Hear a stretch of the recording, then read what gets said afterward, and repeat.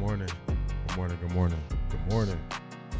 Let me get this thing going. Kill the intro. Everybody hear the intro. How was everybody feeling today?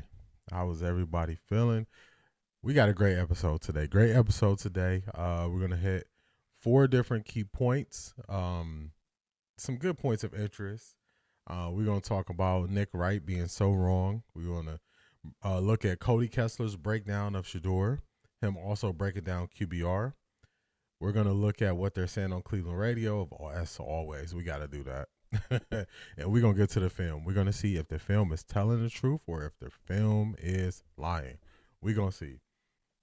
Good morning, Beast. What's going on?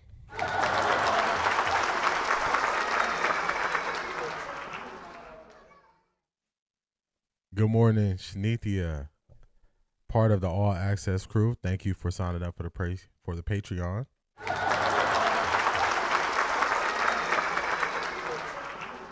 Broncos country, let's ride.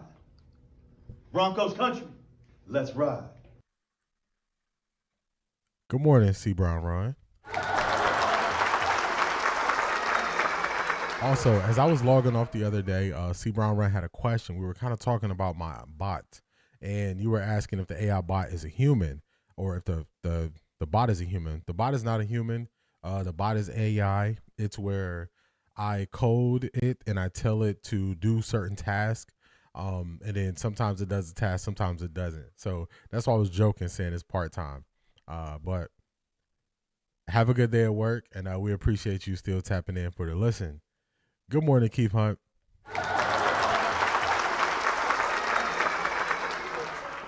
Did you see what Kendrick Perkins said about Shedeur? It came across my feed. I didn't even look at the video. But I did say he did say something, so I'm going to see. If we got time, we might get to it today. Beast, is it worth us taking a look at? Let me know. R Jizzle, good morning. QBR is a joke. That's a fact. Good morning, Latanya. Good stuff for sure. Good morning, Miss Brown. Shanithia, you know I gotta hit you with the sound effect. You know that. That custom sound effect. Let me I'm doing my sound check live, and I got this playing in the background. It's throwing me off. So let me get rid of that. Yeah, Beast, let me know. Let me know if it's something we should look at. I can pull it up real quick early on to start the show if you think it's something we should take a look at regarding Kendrick Perkins. Let me know. QBR is something someone came up with to keep their job. Talk to him. I think QBR is one of those things where people who don't understand the game, they have overcomplicated things. So instead of just looking at the eye test, they have tried to. Oh, let's check it out then. Let me pull it up. Let's see what Kendrick Perkins said. I think it's made by people who don't understand the game. They don't understand what they're watching. They don't understand the eye test. So what they do is they try to calculate things and put everything in a box. So then they can just check off a box and say, you get 8 points for this. You get 0 points for this. When in the history of football has it been a negative play for a quarterback to complete a pass on third down that gets them closer to a first down and them potentially having the ability to go for it on fourth down? When has that been a negative? Based on QBR standards, that's a negative. The Browns had a 3rd and I believe 11. The Browns had a 3rd and 11, and Shedeur threw an 8-yard pass. QBR counts that as a negative because he didn't throw the ball past the sticks, even though nothing was open past the sticks. So when you get to break it down, stuff like that, that's when I got to disregard what QBR says and does. I just got to disregard it. Good morning, Clyde. What's going on?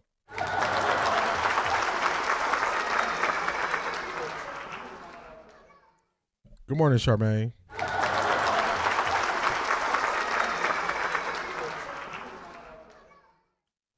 Man, oh man, morning. I just turned over and tuned in. I was at the hospital until 3:30 a.m. I drove my frat brother and his daughter to the hospital at 7 p.m. Man, oh man. Hopefully everybody's doing okay, Clyde.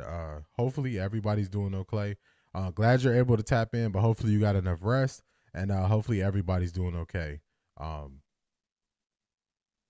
Hopefully everybody's doing okay there.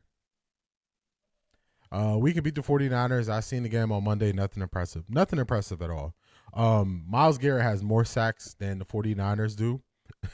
So that means they don't get a lot of pressure on the quarterback. So I think that's the recipe right there. And then also Brock Purdy, he gonna throw some. He gonna give some to you. He gonna give you some opportunities. He gonna give you some opportunities. So let's see about this Kendrick Perkins situation real quick. Let's see what he's talking about. We got a little time. Where is he at?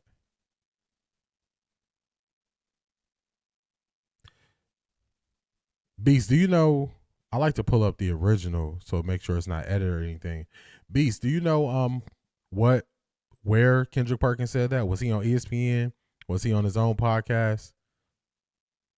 I like to pull up the original source so I'm not getting the edited version of what people say. So I'm looking for it, and I see other people who reacted to it. But I wanna pull up where he actually said it. Okay, let's do a little game. Look at Geno Smith QBR, Shedeur Sanders QBR. Yeah, it made no sense. Jeffrey, what's going on? Tessa, what's going on? The QBR situation made no sense to me. It made no sense to me. When you look at not even just Geno Smith. Geno Smith had a higher QBR. It was a couple people that had a higher QBR and had worse games. JJ McCarthy, they had more turnovers. QBR is just one of those things where people who don't understand try to put things in boxes, and you see right away that it makes no sense. Once you really look at QBR, you're like, dang, this don't make sense. Make sure my chat is not. Chat feature not working. We're going to figure it out, though. Brock Purdy, 3 interceptions, had a higher QBR. Facts. So that tells you right there. It makes no sense. It makes no sense at all. Not sure why my chat thing is not working, but that's okay. Let me see if I can find this Kendrick Perkins. I'm trying to find it. I think I got a clip of it here. Shedeur Sanders is the most powerful black man since 2009. You know what happened in 2009? Right. That's when President Obama got elected in office. He's the most powerful black man since 2009. You said you was sitting there watching the game in your house, and what you did? You ran with the TV. Goddamn right. Right? I did. What was you doing, DB? I was cheering. I was happy. You was cheering like a motherfucker. When Shedeur Sanders is on the field, and when I say powerful because there's two sides of it, right? Think about it. Okay, you got the black community. He bringing the whole black community together. I ain't ran across one black person that done said one bad thing about Shedeur. We want him. And guess what? Not one, because he has the balance. He has the balance of that. I'm arrogant, but I'm humble too. Yeah, right. He got fun with this shit. And he having fun with this shit. And on top of that, y'all want me to say it ain't. Y'all want me to feel it ain't gonna happen. Yeah, he talking shit. I love that shit, bro. He's the most powerful black man in sports. No other. Matter of fact, fuck black man. He the most powerful player in sports. That's a big statement right there by Kendrick Perkins. Hopefully y'all heard that. It should have. The volume should have been coming through. Do y'all agree with Kendrick Perkins? Is Shedeur? Let's make it a poll. That's a good poll question. That's a good poll question.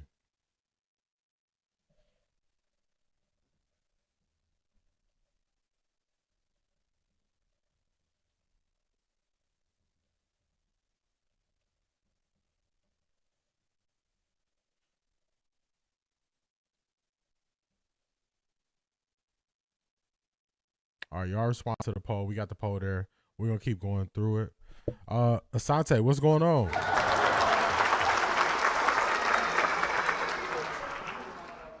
JJ McCarthy had 87 yards and still had a higher QBR. Yes, he did. That's why the QBR don't make no sense. It makes no sense. Honestly, I was surprised how fast Kevin named Shedeur the starter. Jeffrey, I was surprised by that too. I gotta wait for. Actually, Charmaine is here. Charmaine said Dylan didn't want to play no more. She was right 2 weeks ago.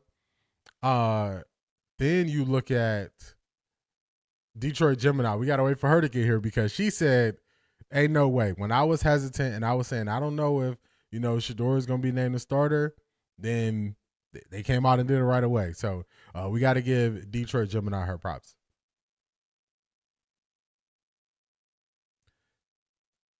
Selmo Fudd, good morning.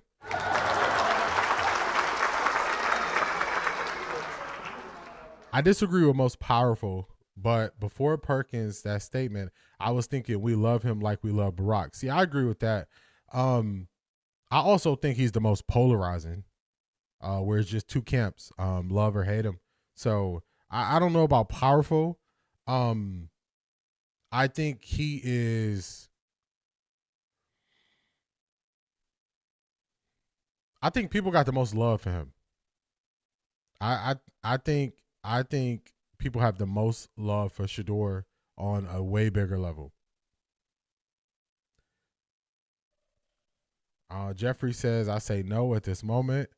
The Field of Lights in Hebrew, which is in reference to Shedeur, why a political reporter had mentioned his name to the Secretary of State, and she knows of Shedeur. So when it comes to popularity, I definitely think he has it. Not here in Cleveland, homie, don't play. Talk about Dylan Gabriel. I think he is equating popularity with powerfulness. I agree with that. I believe he is because of his story. He is global now. There are so many people who have never followed football but do now. I totally agree with that. I called that out as soon as he got drafted. I was like, man, these Cleveland reporters don't know about to hit him because the way he brings people together is on a different level. It is on a different level. So I definitely agree with that. DG doesn't like those NFL hits. Yeah, Keith, he don't want no parts of it. No parts of it. I think it's more about age group. I can see that because older people, they want to equate it to something or compare it to something. I just think it's like something we never seen. That's what I think. The way people are drawn to Shedeur is like something we never seen because people have watched him grow up. And when is another time where we can say, and during the social media era, where there was somebody that we watched grow up and then we watched them make it to their ultimate dream of the NFL, the NBA, and then we are still able to watch them. So I think that's a big difference. I think they want him to start up because they didn't get a game ball because he was the first Cleveland Brown to win a game. I don't know why Kevin Stefanski did not give him a game ball. They want to sell out the stadium. You need to give people time to buy plane tickets, reserve hotels. I agree with that. I agree. That's another thing. I saw that the Cleveland Browns are having Big Boy from Outkast perform at halftime of this game. So I was like, man, they kind of throwing a little extra on this game to make sure people are there. So I thought Kevin Stefanski would do the opposite. I thought he might call it late. Wednesday, Thursday, say Shedeur starting, but he gave people a whole week, so I'm definitely surprised by that. I still think LeBron at this moment is the most powerful. He runs the Lakers. He chooses who goes there. Yeah, and when it comes to just power and leverage, I use them interchangeably because when you have power, you can get things done. When you have leverage, you can get things done. LeBron definitely can get more done. I think just Shedeur's popularity and the amount of people that got his back is something that people have never seen. So they're trying to equate it to something. So I don't know if I would say powerful, but I would say loved. Yes. Support that people have for him on a different level. I would agree with those. So let's get right to it. Let's get to the QBR. Actually, yeah, let's go to the QBR. They had, I missed it. I seen the beginning of that, Tessa. I started to read it, but the point you are making or point you are getting at is definitely true. They do got to make up for them $6 seats. They need more money. For sure. Let's do this. let's I'm gonna show you. I'm gonna give you all a little teaser about as to what we're gonna get to later. Let me know if y'all remember. It was something I said that shows people's hands who really aren't supporting Shedeur. It's something they say. They have to make up for the $6 tickets. Look at the price now. Oh yeah, I've been peeping the tickets. I've been looking, trying to see if I'm gonna be able to get to a game. After AB hugged Shedeur Sanders in the locker room, Kevin Stefanski had to make the call on Monday. Yeah, he had to. 8.4 QBR is ridiculous. Yeah, the QBR is atrocious. Good morning, Maurice.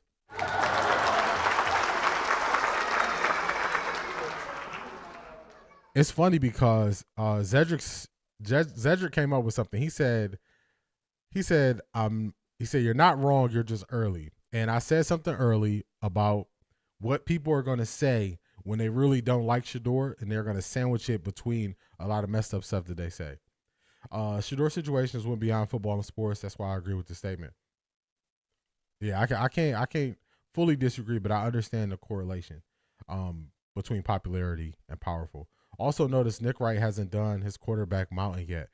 He did his quarterback mountain yesterday. He put Shedeur on there, but I think he put Shedeur on there just to try to say I don't hate him, but I don't believe it. I don't believe it because his words and his action mean something different. A week ago, one start, Shedeur could be out the lead.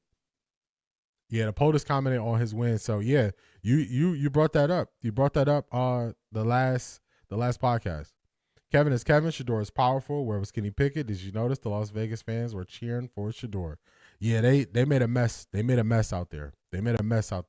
Preview for things to come. Here you go. Check this out, y'all. While I find Shedeur's biggest detractors to be typically bad people, and I find Shedeur's biggest supporters to be typically very annoying people, I am rooting for him. Right there, y'all. This is how he really feels. I find Shedeur's biggest supporters annoying. Then what did he say after that? I told y'all this is where you're gonna find out the people who really don't want to see Shedeur succeed. They hit you with the "I'm rooting for him." Everything you say besides "I'm rooting for him" is you calling him names. You saying you like confidence, but you don't like his confidence. So we're gonna get to Nick Wright and him being so wrong later. But remember, that is what they're gonna use. They're gonna use "I'm rooting for him" as a way to say, I want to see him do good after they say all this stuff to try to crush him, try to crush his character, all that stuff. Calling Shedeur supporters annoying. Really? Yeah, he said it. Those are his words. So I want people to see, like, these people don't really care about Shedeur. They don't care about Shedeur. They don't want to see Shedeur succeed. Calling his supporters annoying when the main thing that Shedeur supporters do is they go to bat when people lie about him. And people don't like for people to pull up the receipts. That's what they don't like. Don't prove that I was wrong. How dare you prove that I was wrong? How dare you say what I said about Shedeur wasn't true, even though it wasn't true, and call me on it? That's what they don't like.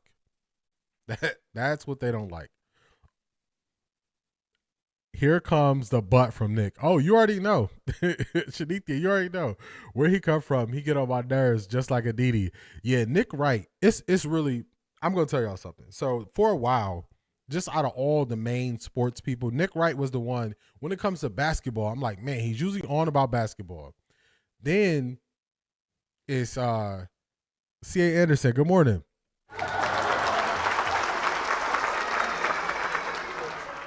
You good, C.A. Anderson. We ain't been on for that long. We ain't been on for too long.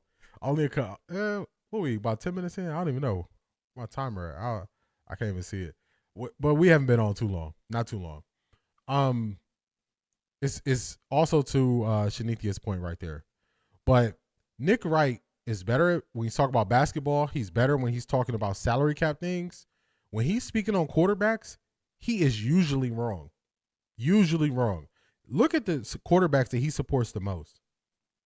He was saying Caleb Williams was better than quarterbacks in the NFL when he was in college. That proven to not be true.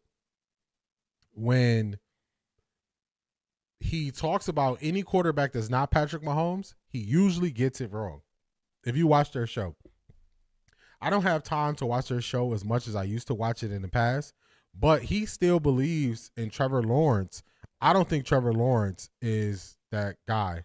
I think he's too erratic in the pocket, but he believes in Trevor Lawrence. He is other quarterbacks he's believed in, and he usually gets it wrong when it comes to quarterbacks. So I just look at Nick Wright like, if you're talking about basketball, maybe I could rock with you, salary cap, maybe. But this Shedeur thing is just really strange to me. And he did this before. I can't remember who. It was the New York Knicks when they fired a coach, and then they start requesting to interview all these coaches who are under contract, and he was defending that. And I was like, Nick is turning. He's turning a point where he could just be doing this just to play contrarian, and that's when your authenticity goes out the window. So that's how I feel about Nick and that. But we're going to get to a longer version of that later on. I saw Tony Grossi's podcast, and he did a whole 180. LaTanya, I need John Morant to talk to him. Everybody stay on that side when they switched up. You switched up, stay on that side, man. Stay on that side, Tony Grossi. Don't come over here.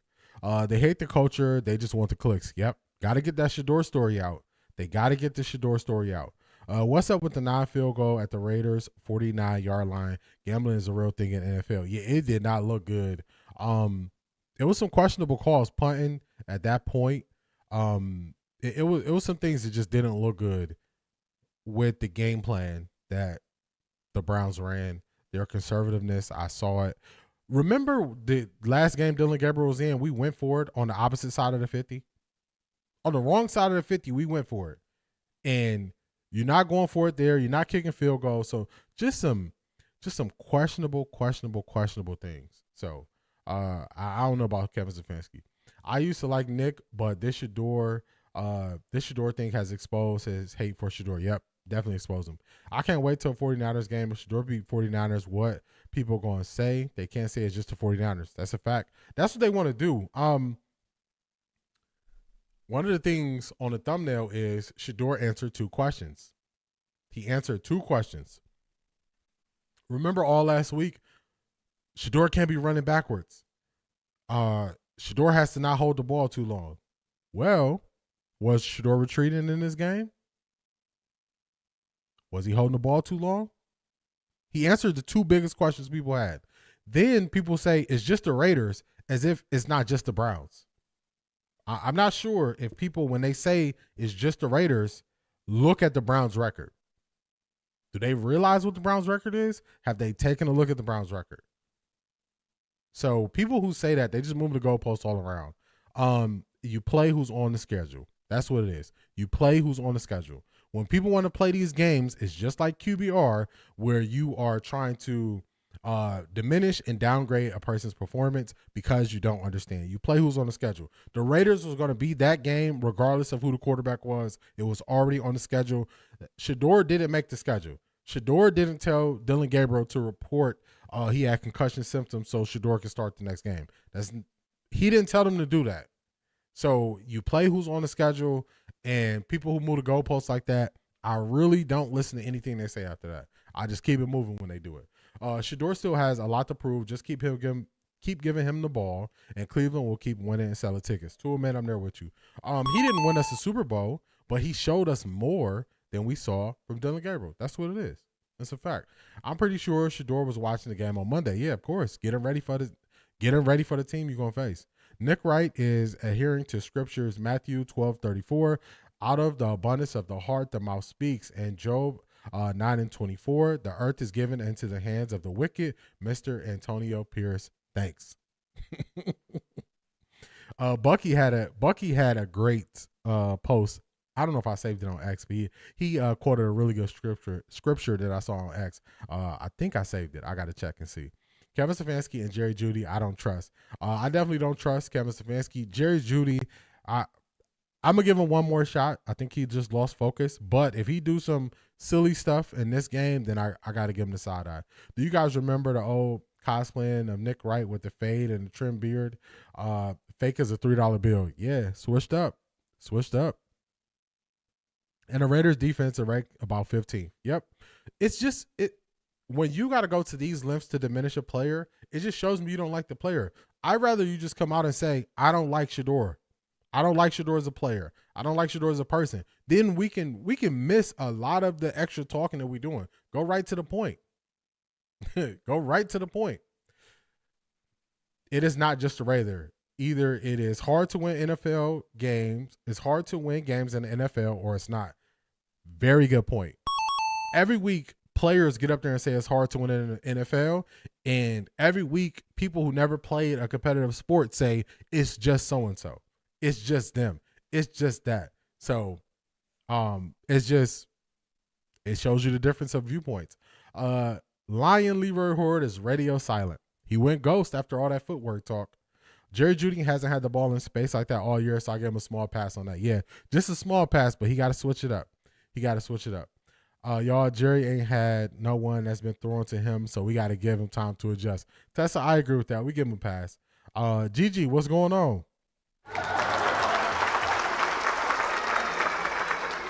Playoffs isn't in play because Coach Knucklehead made sure that. He did. This was the year. It's there for the taking. The division is there for the taking, and he fumbled the bag. Nick, wrong. That's right. That is right. That's a fact. Let's talk a little bit more about the QBR situation. Let me get this up on X. If we win out, is it a chance we can make the playoffs? It is a chance because we're only 3 games back, and we still got to play the Steelers and we still got to play the Bengals, so we can make up some ground that way. We can make up ground that way. So it's still a chance. So I'm going to read this to y'all. The people who had a higher QBR than Shedeur. Geno Smith had a higher QBR at 12.7. We watched how he played. Brock Purdy had a 49 QBR. He threw for 193 yards and 3 picks. Harris from Sports, what's going on?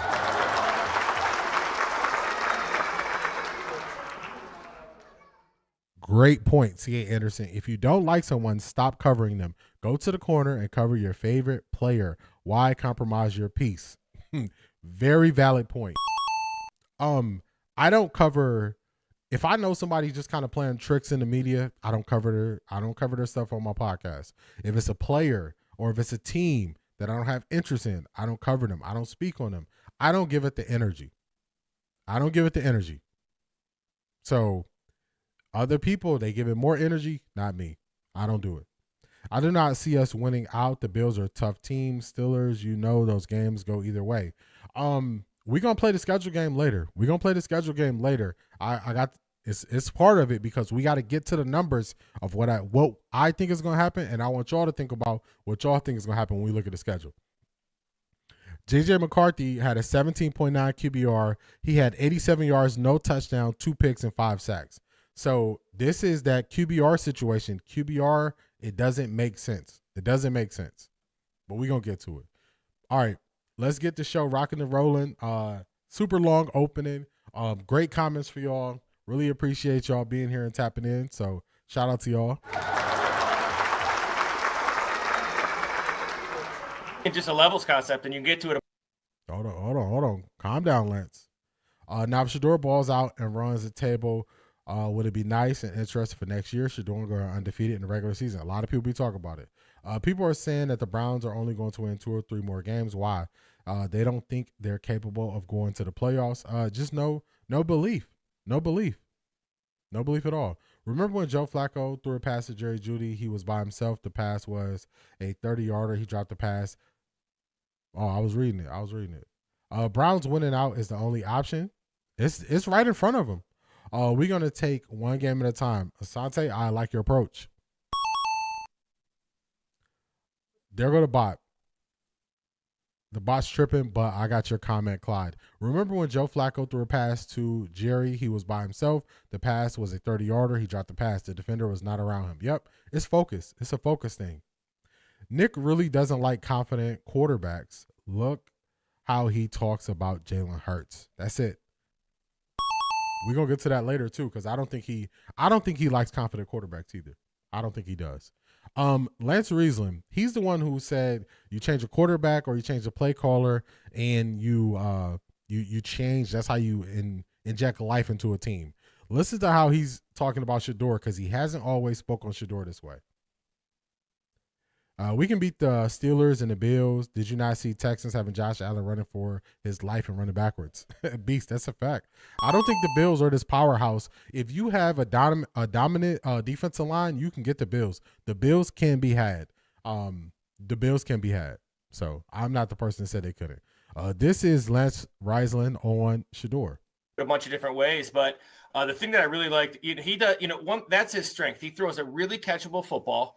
And he does not have elite strength, but he's got plenty of arm strength. So he's not a guy who's going to rocket it through. But what he does is he anticipates very well, and he throws a very catchable ball. If you look at some of those swing passes or the route to Fannin in the flat, he throws some really nice catchable footballs, which I think is important.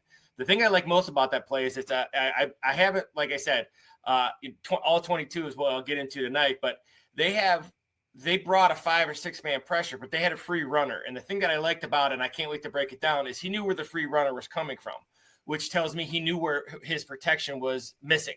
He knew where they were down a man based on the alignment, which tells you that he really understands what's going on. And the idea that, when he came out of college, he didn't understand what was going on. That wasn't right. He knows exactly what he's doing. He's a very intelligent young man. He just never had time. So he reacts and he understands. And I thought there'd be some snaps of empty, which there were, because he does a good job of seeing what he sees. But that play in particular just ends up being a levels concept. He gets outside the pocket and then just throws an absolute strike to Isaiah Bond, who was at the top level of that particular play. So have y'all noticed the narrative start to change when people actually watch the tape on Shedeur? When you watch the tape on Shedeur, people are speaking about him differently. And I blame that on they never looked at him as a football player. They always listened to what people said. They never looked at him having tape. Now they have tape to actually go look at, and they're like, wait, this doesn't match. Y'all heard him just say it? Him not understanding what the defense is doing, that's not true. He just said it. People saying, oh, why didn't they blitz him more? They were showing a bunch of pressure. People are not watching the film who say this. I saw Jay Crawford. I wanted to respond to it, but I didn't. It just didn't make sense after a couple of days. I saw Jake Crawford say, why didn't they blitz him more? And I was like, did he even watch the game? Some of these people, I don't know if they really watched the game. I don't know if they did, because they were showing zero coverage. But I told y'all last week, I said, a tiger can't change his stripes. And that's the easiest way I can let y'all know that if you are not a heavy blitz team and you have great principles behind it, you can't just turn to a blitz team. That's not how it works.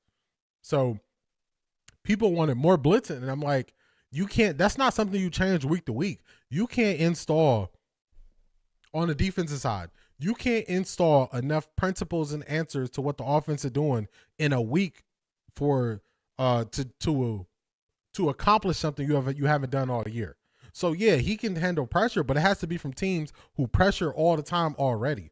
Teams that don't pressure all the time, they're not just going to magically snap a finger and everybody going to blitz and then everybody knows what to do behind them. Because when you blitz, you are putting more faith in your secondary, in a linebacker in coverage. So if you don't have the pieces, you can't just turn into an all-out blitz team.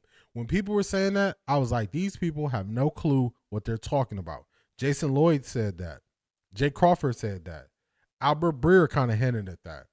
Anthony Lima hinted at that. I was like, these people have no clue.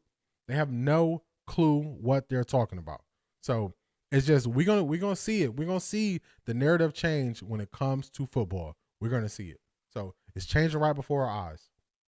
I think the QBR has some other variables plugged in, like years playing, teams you're playing, strength of schedule. The longer Shedeur plays, his QBR will rise, dealing with analytics and not human eyes. There you go. It's a lot of things that don't matter to how the quarterback actually played. So I agree with you, C.A. Anderson there.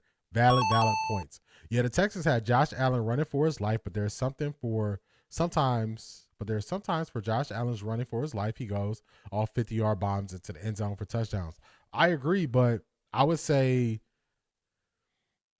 our secondary overall is probably playing better than their secondary. Stingley is really good. But the way that Tyson Campbell has been performing, I think Stingley is on par with Denzel Ward, but I would say their second corner hasn't been playing as good as Tyson Campbell. So I think our secondary is better than Texans secondary.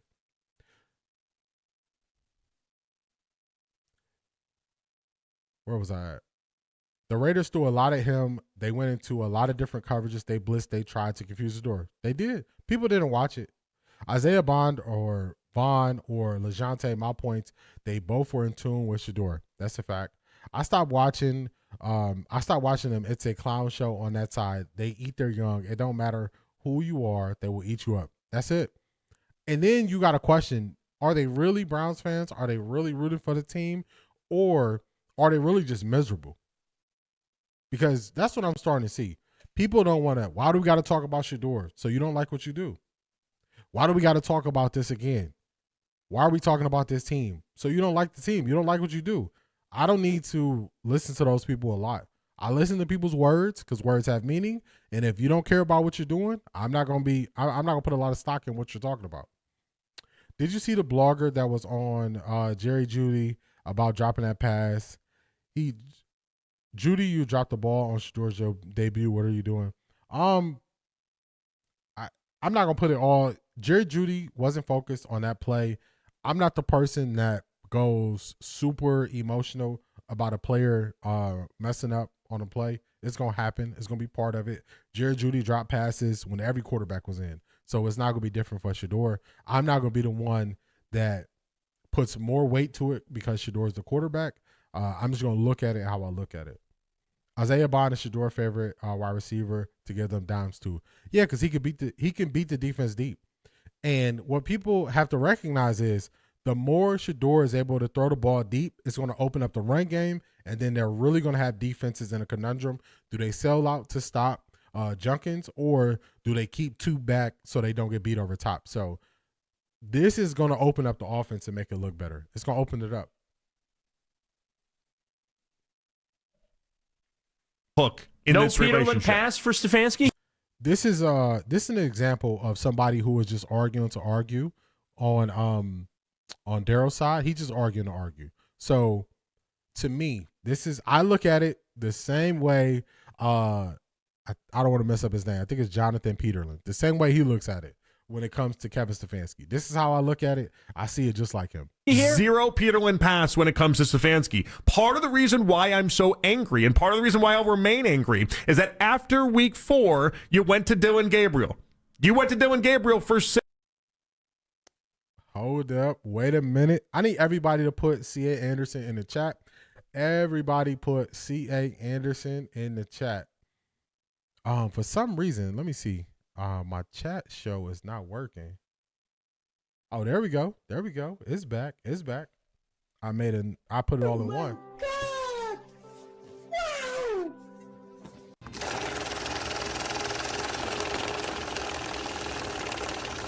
I got money. C. Anderson, I appreciate you as always. Buy your favorite candy bar, my brother. I appreciate you. Thank you for that. Your support is amazing, and I appreciate your kind words as always. Definitely gonna give me a nice little treat today, so I appreciate you. Thank you. Everybody drop C.A. Anderson in the chat for me. Drop C.A. Anderson in the chat for me, y'all. Appreciate y'all for that, and appreciate C.A. Anderson showing up and always showing support per usual. Thank you. They're miserable. Their entire local media started off the season expecting the worst, looking for the worst. Adjusting to a new, exciting, and fun game is going to take time. Shanithia, big facts. Big facts there. Also, Jerry Jeudy is a number 2 receiver that should be playing out of the slot, forced to play number 1. I think he could play inside or outside. I think the Browns are not creative enough to use Jerry Jeudy. I think it's a scheme issue with how they're using Jerry Jeudy. That's what I think. if you are a Browns fan, you are a Shedeur fan. If you are a Shedeur hater, you are not watching football. He can play. He can beat you. He is accurate. It's getting better every game. Talk to him too, man. Talk to him. What kind of candy you buying? So my favorite candy bar is a Butterfinger. But every once in a while, when I get a sweet tooth, I kind of try not to keep too much sweet things in the house. But when I have a sweet tooth, I will go get some Sour Patch Kids. And just that, the sweet and sour, man, I can't keep them in the house. I cannot keep them in the house. So I buy one pack at a time, so I just don't overdo it. So I try to control myself. So favorite candy bar is a Butterfinger, but just that go-to is definitely Sour Patch Kids. Definitely the go-to. Jonathan Peterlin had 0 time for Daryl yesterday. I loved it. I knew you were going to show this. Had to. You're real and it shows, and I'm going to support. I appreciate you, C.A. Anderson. I appreciate you. Let's get this, Jeffrey. Offense receivers, I'm looking at Chris Godwin, Alec Pierce, George Pickens, Brandon Ayuk, that can come and be the number one guy. Brandon Ayuk, maybe 2 years ago, it's some questionable stuff going on in San Francisco, so I don't know about him yet. I don't know about Brandon Ayuk yet. My analysis, when Shedeur runs lateral, his receivers run lateral. His receivers create more space to receive his passes. Evidence, 2 passes in the end zone against the Ravens. That's it. They get all on the same page. I'm rolling right, y'all roll right, y'all come to me. Or if Shedeur knows that they have a clear out route and then he has somebody else coming across the field, he can set it up that way as well. Sour Patch Kids, good stuff. I miss those KG size gummy bear bags. Yeah, I got to keep it light because I'll be turning things up. Gigi, you know it. Them Sour Patch Kids be good. They be good. All right, let's get back to Peterlin not letting Daryl play this game. 6 weeks until the concussion. If Dillon Gabriel didn't get concussed, I don't know with certainty you ever would have even gone to Shedeur Sanders. So they would not have. I can't with good conscience say that all of a sudden, because you stumbled into a situation where it seems like Shedeur Sanders has given the season some sense of life and purpose, that I get to give you credit for this. And I will not ever turn around and say, Stefanski, you did this the right way. You really done Shedeur well. All these type of things. No. This was a Dillon Gabriel injury that ended up getting him into play. And on top of it, the idea that in week 5, you looked at Dillon Gabriel and said, that guy's going to play? That guy's better than Shedeur Sanders? That alone to me is enough for me to be pissed off about the whole ordeal. You can tell me that Shedeur and Stefanski get along fine. Okay. First off, I have a hard time thinking that's how Shedeur thinks about it, but I'm not here to speak for Shedeur. I don't buy what's happening right now around the Shedeur-Stefanski discourse and the idea that they're best of buddies and Stefanski's always been looking out for his best interest. I just don't buy it. Well, I don't buy the theory that Stefanski has been deliberately undermining or sabotaging Shedeur. So this is a great argument tactic that if you're not prepared for it, people will get this off, and he's not letting them get it off. He did not go against any points that he previously made. Daryl is going to go to, I don't buy sabotage. And instead of letting him finish his thought, he does what's smart, and he shuts it down right away. I don't take it to that extreme either. I don't like the... You see that? I don't take it to that extreme either. So basically, we don't even got to have this part of the conversation. Just come back and combat anything I said, and he can't. And he can't. So that was this is a good stopping point before we get to their next points. You got to be young boy. That's my daughter, and I just got a pack for my granddaughter today. She likes watermelon. The watermelon are good. They got the special watermelon pack, or you can get the Sour Patch Kids pack. I don't think I'm as young as people think I am. I think people might think I'm a little bit younger than I am, but I got some grays in here. I drink a lot of water, but I'm not as young as people think I am. The haters are in shambles. I love Peterlin. Yep. He was not letting him get away with it. He's right. Stefanski can't take credit for any good results here. I agree. Oh, I saw this. Stefanski, no credit for you. I agree. The haters know the truth, so now they're trying to move to the middle while still hoping he fails. Oh, my goodness. Very, very, very good point. Very good point. That is what Nick Wright is doing. That is what a lot of people are doing. He sounds stupid. The fans in Cleveland don't want DG. That's it. That's exactly it, Charmaine. That's it. That's what it is. DG, get up out of here. Get up out of here. Nonsense. So he won't even talk to him in timeouts. Hello, there's video of him doing that all the time. Correct. Or, the people were furious because he didn't get a game ball. He didn't give Dylan Gabriel a game ball after his first win. No, he did give Deshaun Watson one, though, and that's worth noting. The game ball thing. Shedeur Sanders was NFL ready. I agree with that, Keith. The game ball thing. That is a mistake to not give one to Dylan Gabriel on his first win as well. If you look at any football players talk about the game ball situation, they all say it doesn't matter how much the quarterback did. When they got that first victory, especially as a rookie, they got the game ball. Every team says that. All the quarterbacks say that. All the former players say that. So to me, to try to defend him by saying he didn't give it to Dylan Gabriel, that's an indictment on Kevin Stefanski. Also, not giving it to Shedeur is an indictment against Kevin Stefanski. So I don't think just because he didn't do it here, that doesn't make it right. That was a poor decision. Actually, real quick, we're going to pause this. I'm going to show y'all something. I'm going to show y'all how Kevin O'Donnell talks to Anthony Richardson, who is not on his team. This is how you speak life into players, because this is a good point where people try to make excuses. Oh, I actually already have it up. All right, good. The Browns media are a problem. They tear their players to pieces. Shedeur made history. That's the difference. That's a fact. They do. And they're getting exposed on a major scale. It's so bad, they don't even want Shedeur on the team. The local media is hoping Shedeur is not good, so they don't have to cover Shedeur.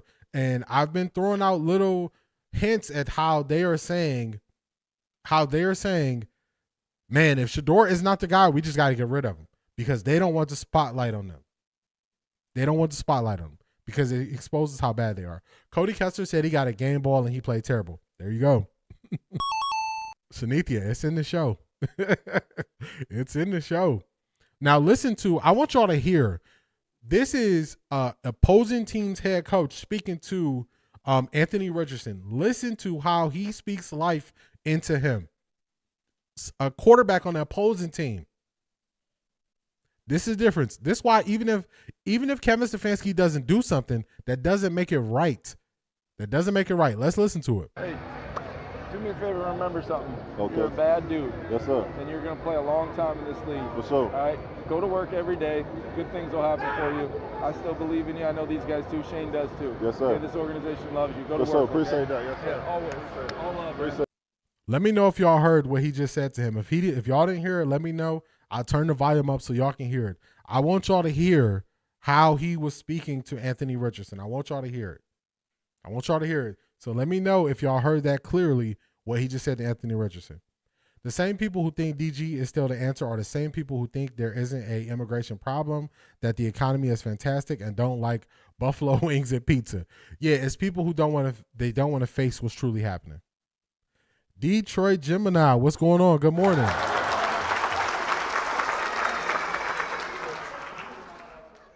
Okay, I'm gonna play it again, Tessa. I gotta do something. So if you come to this side and you were in the chat and you call something early and you stand by it and you don't switch up, we're gonna give you props on this side. So Detroit Gemini, I need Detroit Gemini and Charmaine to both come to the front of the class. I gotta play a victory lap for y'all.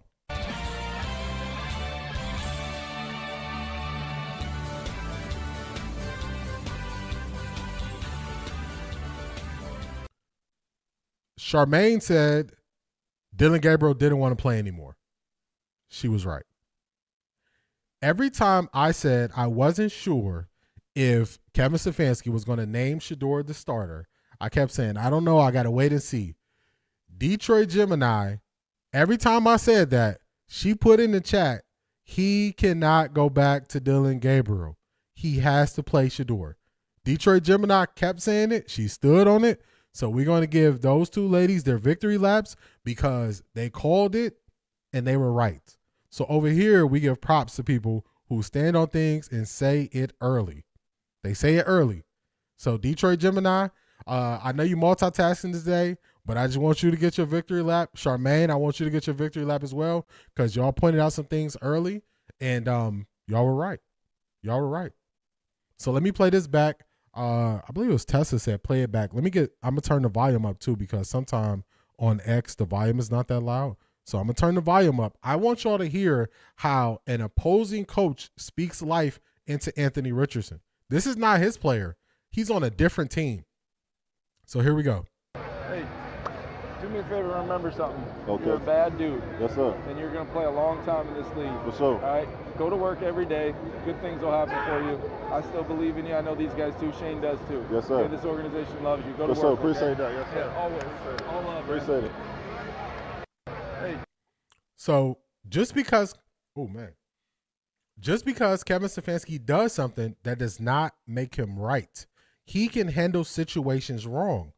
This is another team's coach speaking life into a player that he believes in. So I'm not going to be the person that just blindly backs Kevin Stefanski when he could be doing things better. Y'all know who else? Minnesota coach Kevin O'Donnell spoke life into?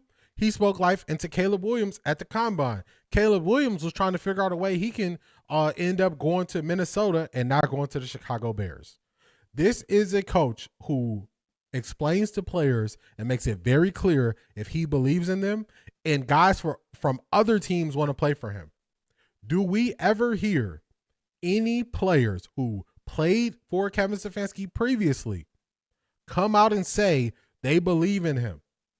I told y'all that's a big issue. Nobody is coming out. Kevin Stefanski is catching wreck on national TV. He's catching wreck on podcasts. He's catching wreck on ESPN. He's catching wreck on Fox Sports 1. All across YouTube, he's catching wreck. Where are the players who are coming out and saying, no, Kevin Stefanski spoke life into me? They don't exist. And I've been saying that to y'all from the beginning. They don't exist. But we have clear examples of this happening with other teams' coaches. We have it. So it was a perfect point in their discussion. I wanted y'all to hear that. Because when I heard it, I was like, man, he would be willing. Kirk Cousins. I didn't see it. Jeffrey, let me know. I'll look it up. If Kirk Cousins did that, let me know because I haven't seen it. I'll look it up. If Kirk Cousins did do that because I haven't seen it. I have not seen any of those. I haven't seen any players come out and say that, but I'm willing to be wrong. So if it's out there, I'll look it up. I want to make sure I get y'all chats. Sweets last night. I left the hospital to buy whatever. I saw Susie O, and it was so delicious. Yeah, every once in a while, you got to get those sweets. You got to. So I agree with you, Clyde. C.A. Anderson, they are exposed for sure. I agree. Tessa was asking to play it again. We played it again. The media does not like Shedeur's confidence, especially Daryl. He is the worst. Yeah, Daryl he's playing contrarian here, and Jonathan is not falling for it. I live in Cleveland, and I'm on the record wishing Shedeur didn't come here because Cleveland is one of the most passive, aggressive cities in America. Yep, you see it's seeping all through the pores of the media. He should have got the game ball because Shedeur was the first rookie to win his first game in Cleveland since 1995. So, Charmaine, I agree with you. Shedeur is a true example of preparing a table in front of your enemies. Don't think for 1 second all of this he is going through. God is going to reward him mightily. I agree. Poor Anthony Richardson. These are a bad situation. Definitely a bad situation. Stefanski fathers Ed Stefanski from the 76ers. He did not like Allen Iverson because of his swag. I saw something. I should have saved it. Somebody said that Shedeur Sanders is the most influential athlete since Allen Iverson. And they showed a picture of people, little kids dressed up as Allen Iverson. And they also just talk about how all the little kids holding their wrist up, all of their excitement for Shedeur, all of their belief in Shedeur. And I was like, man, that's a good way to describe Shedeur's influence. Only the press with that coach of the year BS. Yeah, they always say that. D, have you heard anybody say DG have to earn his starting spot the way the media continue to say about Shedeur Sanders? Ryan Clark said Shedeur Sanders needs to earn his just yesterday. Those people are not having an honest argument or an honest conversation. Ryan Clark, I'm trying to think of the best way to say this. To me, Ryan Clark is playing a role. So, yeah, that's just it. He's playing a role. Ryan Clark is playing a role. And the way that I saw he was playing a role is too many times he says something, then he has to come back and apologize. And I pay attention to people who have to consistently come back and apologize for things they're saying. To me, that means you don't believe it. To me, that means you don't believe in what you're saying. So either in the moment you don't believe it and you're just saying it to say it, or later on you realize you didn't believe it. So he apologizes too much for me. And to me, those people are playing a role, and they'll apologize if people get upset at what they say, and they just kind of swing back and forth. So that's what I think about Ryan Clark. When Dylan was booed off the field, I knew they weren't going to send him back out there. Laugh a lot. I did not believe for 1 minute he had a concussion either. It's questionable. It's questionable how they said he reported it. Kirk Cousins is in a bad situation. He would love to come to the Browns. I agree with that. This is the breaking point for Browns fans. They are tired of losing. If they even try with Dylan, they are going to tear that stadium down. Yeah, it's at the brink. It's too much. Too much losing.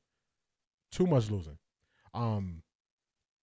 His statements, I think, was that he wouldn't have left Vikings if he knew he was going to be on the pond. NFL has some people with those golden handcuffs. It's true. Cleveland is old mafia. Takes me back to Don King boxing days. There you go. That is a great point. Let me make sure that's not too loud in your ear. Let me adjust this real quick. My bad, y'all. That's a great point, Cia Anderson. Great point. They are making me so angry because they are so hard on Shedeur for no reason. They know he'll be the starter going forward as their franchise QB. I agree. Beast, do you think Shedeur going to play good on Sunday? I do. The 49ers don't have a great defense. And I'm just going to tell y'all how people don't want to talk about the football side of it. If y'all get a chance, look up Jim Schwartz-led defenses against Kyle Shanahan. Jim Schwartz-led defenses against Kyle Shanahan-led offenses. You'll find some answers. So I think the defense is going to put them in some bad situations. The Browns offense should be able to take advantage of it. Ryan want to keep his job. Yep, I agree with that. Yeah, there's a press conference with Kirk Cousins talking about his relationship with Kevin when the Vikings were going to play the Browns. All right, I'm gonna look it up. I'm gonna try to find it because that would be the only one, but I haven't seen that. So I'm gonna look it up though, Jeffrey. They never said that or that he better win. Yet I hear when they said it about Shedeur. Miss Sparks, that's so true. They said Dylan Gabriel wasn't losing games. They're like, he's not losing games. Shedeur goes out there. They call him a 5th round pick, and they say it's a reason why he dropped to the 5th round. And then they put 1st round standards on him. So which one is it?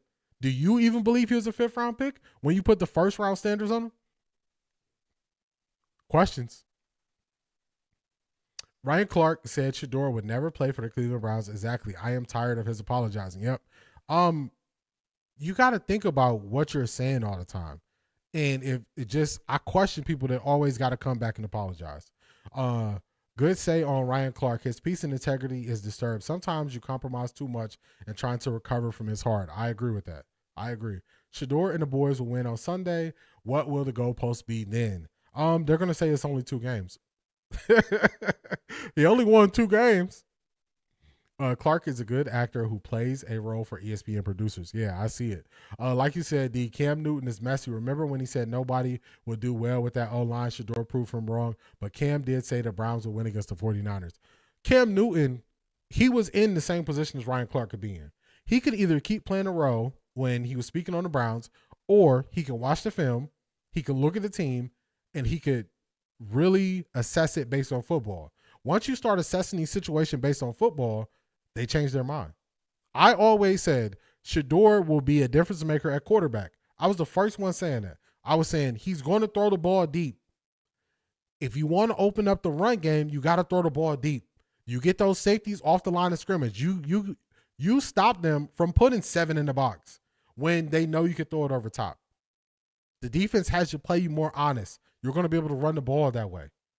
So I always said that. And that's another reason why I always said Shedeur has to put tape out there. He has to put tape out there. I would never let up on he has to put tape out there. If Shedeur was not able to put tape out there, the narratives will be nasty.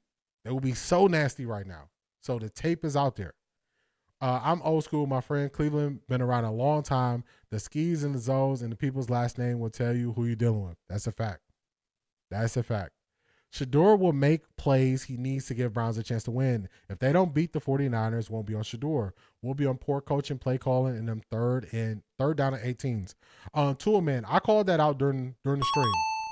During the stream, I said they got to stop losing yards on first and second down. When we watch all Shedeur 21 plays, we're going to get to a point where you're going to see when we get to second down, behind the sticks. Third down, behind the sticks. Behind the sticks is anything more than 10 yards. So 3rd and 12, 3rd and 16, 3rd and 13. Y'all going to see it. And that was the Browns offense not setting them up for success. They were not setting them up for success. All you have to do is look up Kirk Cousins on Kevin Stefanski. It'll pop up. All right, I'm going to get it. I got you. Hello, Shedeur. My name is Allen Iverson. As a 76er, someone broke into my locker as they did your apartment. However, an employee, their last name is Stefanski. I see what you did there, Clyde. I see what you did there. Word salads when it comes to Dylan. I agree. Detroit Gemini. I kept saying it. I kept repeating it. I wanted it on record. For the first time this season, they look like they're having fun and they have hope. I agree with you. Wet 11s. Cam is a sideshow minstrel. His hand was forced. Speak on what you really believe or keep playing games and running around. And he was forced to speak on what he truly believes. So that's what happens. Let's get this. But either way, the point is, you're right. We're really going down the path that you brought that up. No, game ball distribution. And that was dumb. And I told you yesterday, I hated that was a conversation yesterday that people had to have, but people had to have those conversations. The point is, I'm happy you brought that up. I don't go to that end of the spectrum either, okay? I don't think Stefanski's sabotaging him. He was the fourth quarterback on the depth chart for pretty much the entire offseason, training camp. But where I get to go ahead and say, Stefanski, you didn't do your job right, is that your own assessment told you like Dylan Gabriel more, you started Dylan Gabriel more. That's not me saying that you're undermining or you're cutting down Shedeur Sanders. That's me saying you stink at evaluating. That's me saying you're not good at the evaluating quarterback process if you genuinely thought that Dylan Gabriel throwing the ball 5 yards a throw was going to be better for the team and was going to provide better results than what Shedeur Sanders can do. That's where I have a problem. But I think the 5-yard throws from Dylan were choices made by Dylan. I don't think Stefanski's on the sideline. Relax. You ain't got the answers. I'm asking you ain't been doing the education. As soon as he made valid points, every time he makes valid points, Daryl refuses to address anything he says. If you play chess, that's called checkmate. That's what that is. If you play chess, that is a checkmate. He has no response because he made sure it's very clear. Forget all the little noise that you're saying. This is about his poor assessment of quarterbacks. If you believed for a long time that Dylan Gabriel was better than Shedeur, even after he was out there playing,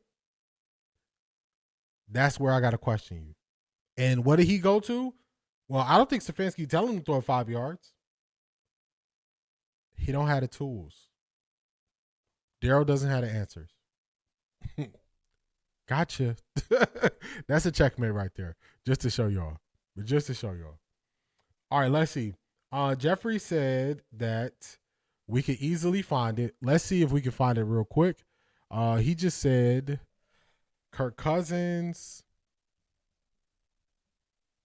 on Kevin Stefanski. So let's see. Let's see what he's talking about.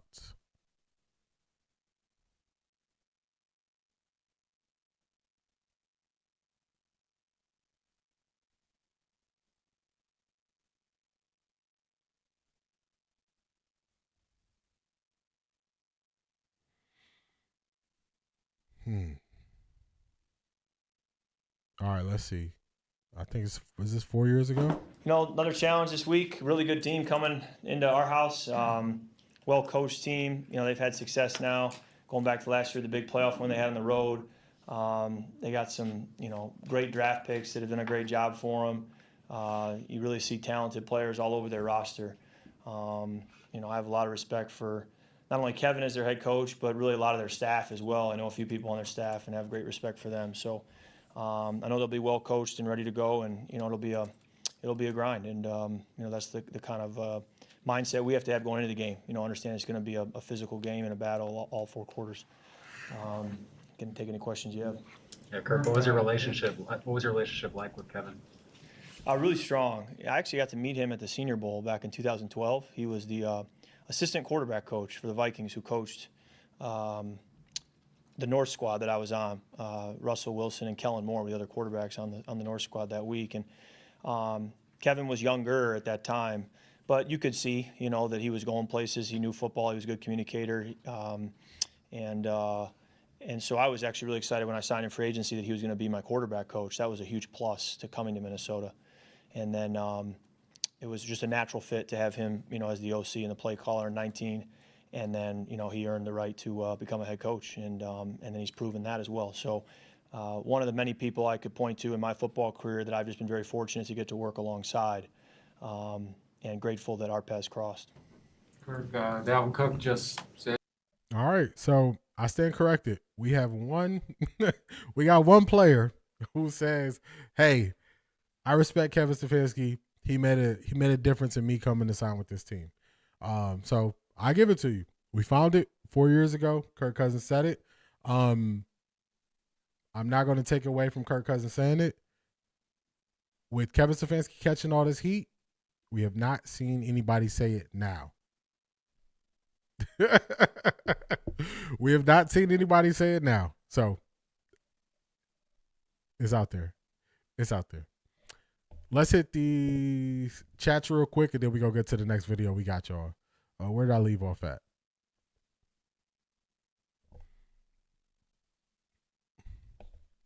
I think Minnesota and Raiders are going to try and get Shedeur, but I don't think Andrew Berry won't let them. Yeah, Andrew, he not letting him go. I don't get why we can't feature Junkins more for the backfield with screens and runs like McCaffrey on the 49ers. That's next level creativity that I don't think this coaching staff could get to. If it was me, I would make sure that when Junkins was in the game, we also had times where we were throwing to him out the backfield because people assume it's always going to be a run. So I would get to not just a regular screen, not just a regular screen. I want to see them do the wheel route play where they were running mesh concepts that they ran against Miami. I want to see them throw that ball to Junkins. I want to see them even get to that play. They have not gotten to those mesh plays where you're running away from guys in a cover 0. That could be a cover 0 answer. That could be a cover 1 answer. We haven't seen that. So I want to see that. I want to see them use Junkins more out the backfield so teams have to think about if we're going to run or pass when Junkins is in the game. I think it's about 80% of the time when Junkins is in the game, he gets the ball and we run. So that's not creative enough for me. So they got to get more creative. Brandon is probably going to Washington. Yeah, it was a lot of hints that he was probably going to Washington. Tesla. Something's going on with the 49ers. It's a lot of situations going on with the 49ers. They still find a way to win. That video proves our point. He does not care for Shedeur. Yep. You're speaking on Kevin O'Connell when he was talking about Anthony Richardson. It's just speaking life into a quarterback, even if he's not on your team. In just one game, Shedeur has shown he can be the Browns franchise QB. I agree with that assessment. I would say 40% of a determining factor, if you can be the franchise QB, is you have to have the buy-in from the other players. You have to have the buy-in from the other players. When you have the buy-in from the rest of the team, they take it up a notch. They take it up a notch, and you need that. Shedeur runs the same play, different, learning from where defenses had gaps and burns the defense because he is making reads and learning. Dylan wasn't processing the field at all. He was not. Kevin is a real Nepo baby. He is not a good coach. I don't think Kevin is a good coach at this point. People want to call him a good coach. If you say he had good moments, then we could talk, but I don't think he's a good coach. But that's the only one I know of who said anything positive about Kevin. Yes, I agree. Things are different today, Kirk Cousins. I agree. This is old too. This is 4 years ago. Make him the hot route when blitz is coming to him, man. I agree with that. Easy check down when they're sending everybody. I didn't see him at the Raiders game. Asante. Kevin can be good in his craft. He got this far, and that's commendable, but he is not the man for 2025. You got to be able to adjust with the times. Very, very, very good assessment, C.A. Anderson. Somebody told me that you got to remain as flexible as possible if you want to go to the next level. So it's going to be times where I have a laid out show, and I say, hey, find me a time where somebody spoke on Kevin Stefanski, and Jeffrey says, hey, this is the only time I know. I look it up. We pull it up. Just being flexible. So it's no, if it would have been 4 times people said, I would have looked up those 4 times. I'm not the person that believes that you got to stay in the box and you can't have wiggle room for change as things go on. So people who just lock in the box and they aren't willing to change, they run themselves right into losses. In all different ways. And that's, to me, what Kevin Stefanski does to himself. That's what he does.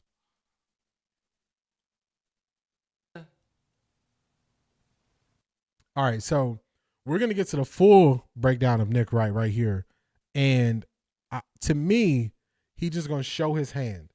Because as Nick Wright is saying these things, we're going to break it down. And we're going to look at if what he's saying is even mathematically possible. And that's when I'm going to need some input from y'all. Y'all going to let me know if y'all going to let me know. We're going to play this schedule game. Do you think this is a win? Do you think this is a loss? We're going to get to it. Why do you think Kirk Cousins wanted to come to Cleveland so bad with the Falcons wouldn't trade him? Yeah, he wants to be here with Kevin Stefanski. I think he's kind of done, though. I think he's done. But let's get to Nick Wright. Got the win and was named. I cannot watch Nick Wright on regular speed. I'm going to put him at 1.5. If this is too fast, y'all let me know. I'll slow him down. But I can't watch him at regular speed. Zedric, what's going on? What's going on, Zedric? At least for the time being, the starter. I thought it was noteworthy that they said Gabriel has cleared concussion protocol, but Shedeur is still the starter. That is obviously the right call.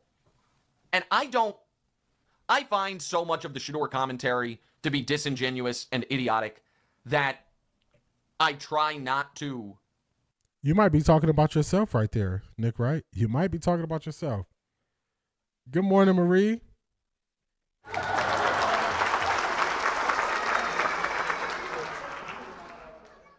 Marie, we were just talking about Kevin Stefanski, so you know what that means. You about to lose your job.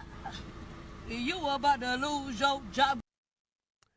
Maurice, you're hitting a great point right there. The linemen need to play better so the running backs don't have to stay in and chip before they can be the high route.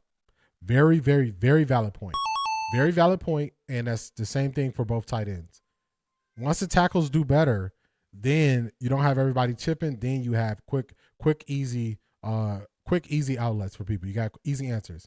Dylan needs to be happy getting a check because next year's backup is going to beat him out. That's a fact.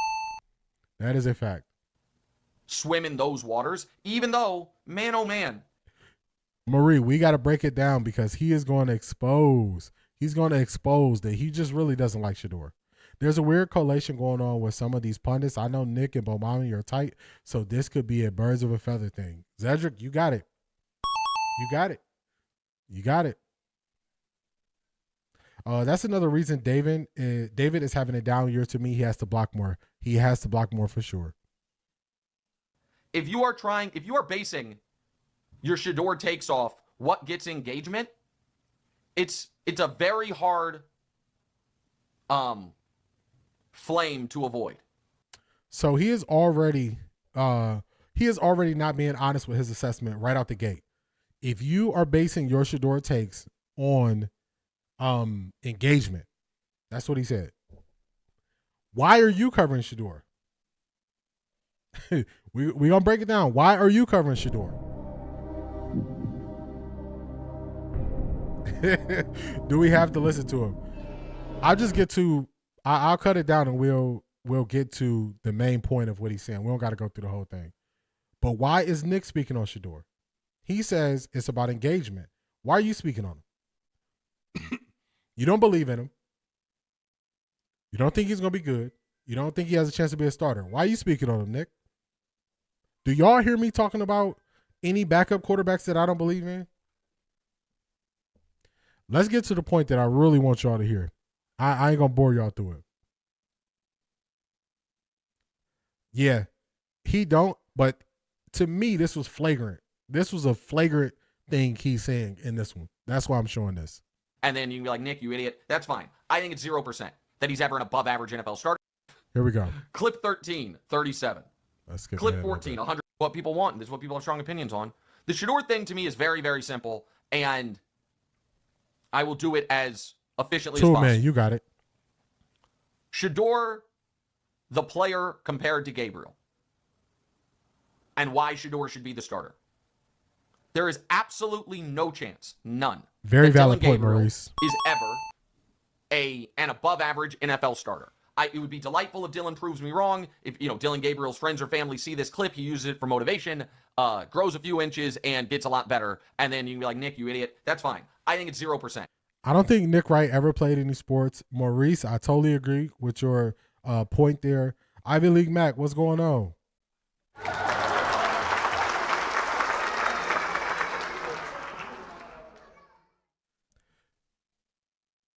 For me, I don't care if people don't like Shedeur. Just state that. Don't disguise it as you talking football. Wet 11's super valid point. That's what I wish they would do. I just wish they would say, I don't like him. I wish they would say that. But instead, they try to insult your intelligence by making it seem like this is a football related topic, and it's not. Nick Wright never talks about what Shedeur does on the football field. Not one time in this clip. Not one time. He is not like Strong Black Man in Sports Forever. Listen to him on his sports talk show. Yep. He started to kind of go off the rails in the last about year and a half. I used to watch First Thing First more. Now I don't even turn it on. I don't even turn it on. That he's ever an above average NFL starter, and I think it's close to 0% that he's ever even just a full-time starter. He thinks he's not going to be above average starter. 0% chance he's going to be above average starter. That's how he views him from a football level. But he likes LeBron though, which he should see some similarities between the smoke LeBron got early and Shedeur is getting now.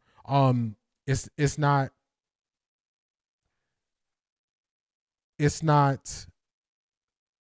not trying to put those two things together. Ivy League Mac, actually, I've been surprised by Nick's anti-Shedeur takes. There must be a personal issue here. It could be because it doesn't make sense. Y'all know Nick is married to a sister. Yep, he is. Nick is ridiculous. He showed his hand all the time. I agree. It doesn't mean that's a bad draft pick. If he can just be a competent backup stopgap quarterback, that's worth a third-round pick. So that's Gabriel. Shedeur has just enough traits and just enough collegiate pedigree and just enough, oh, wow, look at that play, that I give him a That's right, Tessa. 5% chance, 5%, 1 in 20 of being a plus starter and a 10 to 15% chance of being a full-time starter for somebody, the Browns or otherwise. 10 to 15% chance that he's going to be a full-time starter in the NFL at any point in his career. At any point. At any point. Y'all hear that? That alone is enough to say, all right, let's use these last half dozen games to see what Shedeur has before we make massive decisions this offseason with our multiple first-round picks. So in that regard, I greatly prefer Shedeur to Gabriel for the Browns right now with what they're trying to do. That's take one. Take two. What did I think of Shedeur's game? I thought it was fine. He had one really nice chunk play over the middle, another potentially really nice chunk play to Jerry Jeudy that was a really nice chunk play until Jeudy started celebrating early and fumbled. He had one grisly interception, and then two swing passes, one of which went for a 60-yard touchdown, the other of which damn near got the Raiders back in the game. A bit of a mixed bag, and he was fine. But that... Doggy Bone, what's going on? Also, we're going to see if his assessment of Shedeur matches the film. That's what we're going to see. And Marie, you came in and read the rundown because we got that coming up next.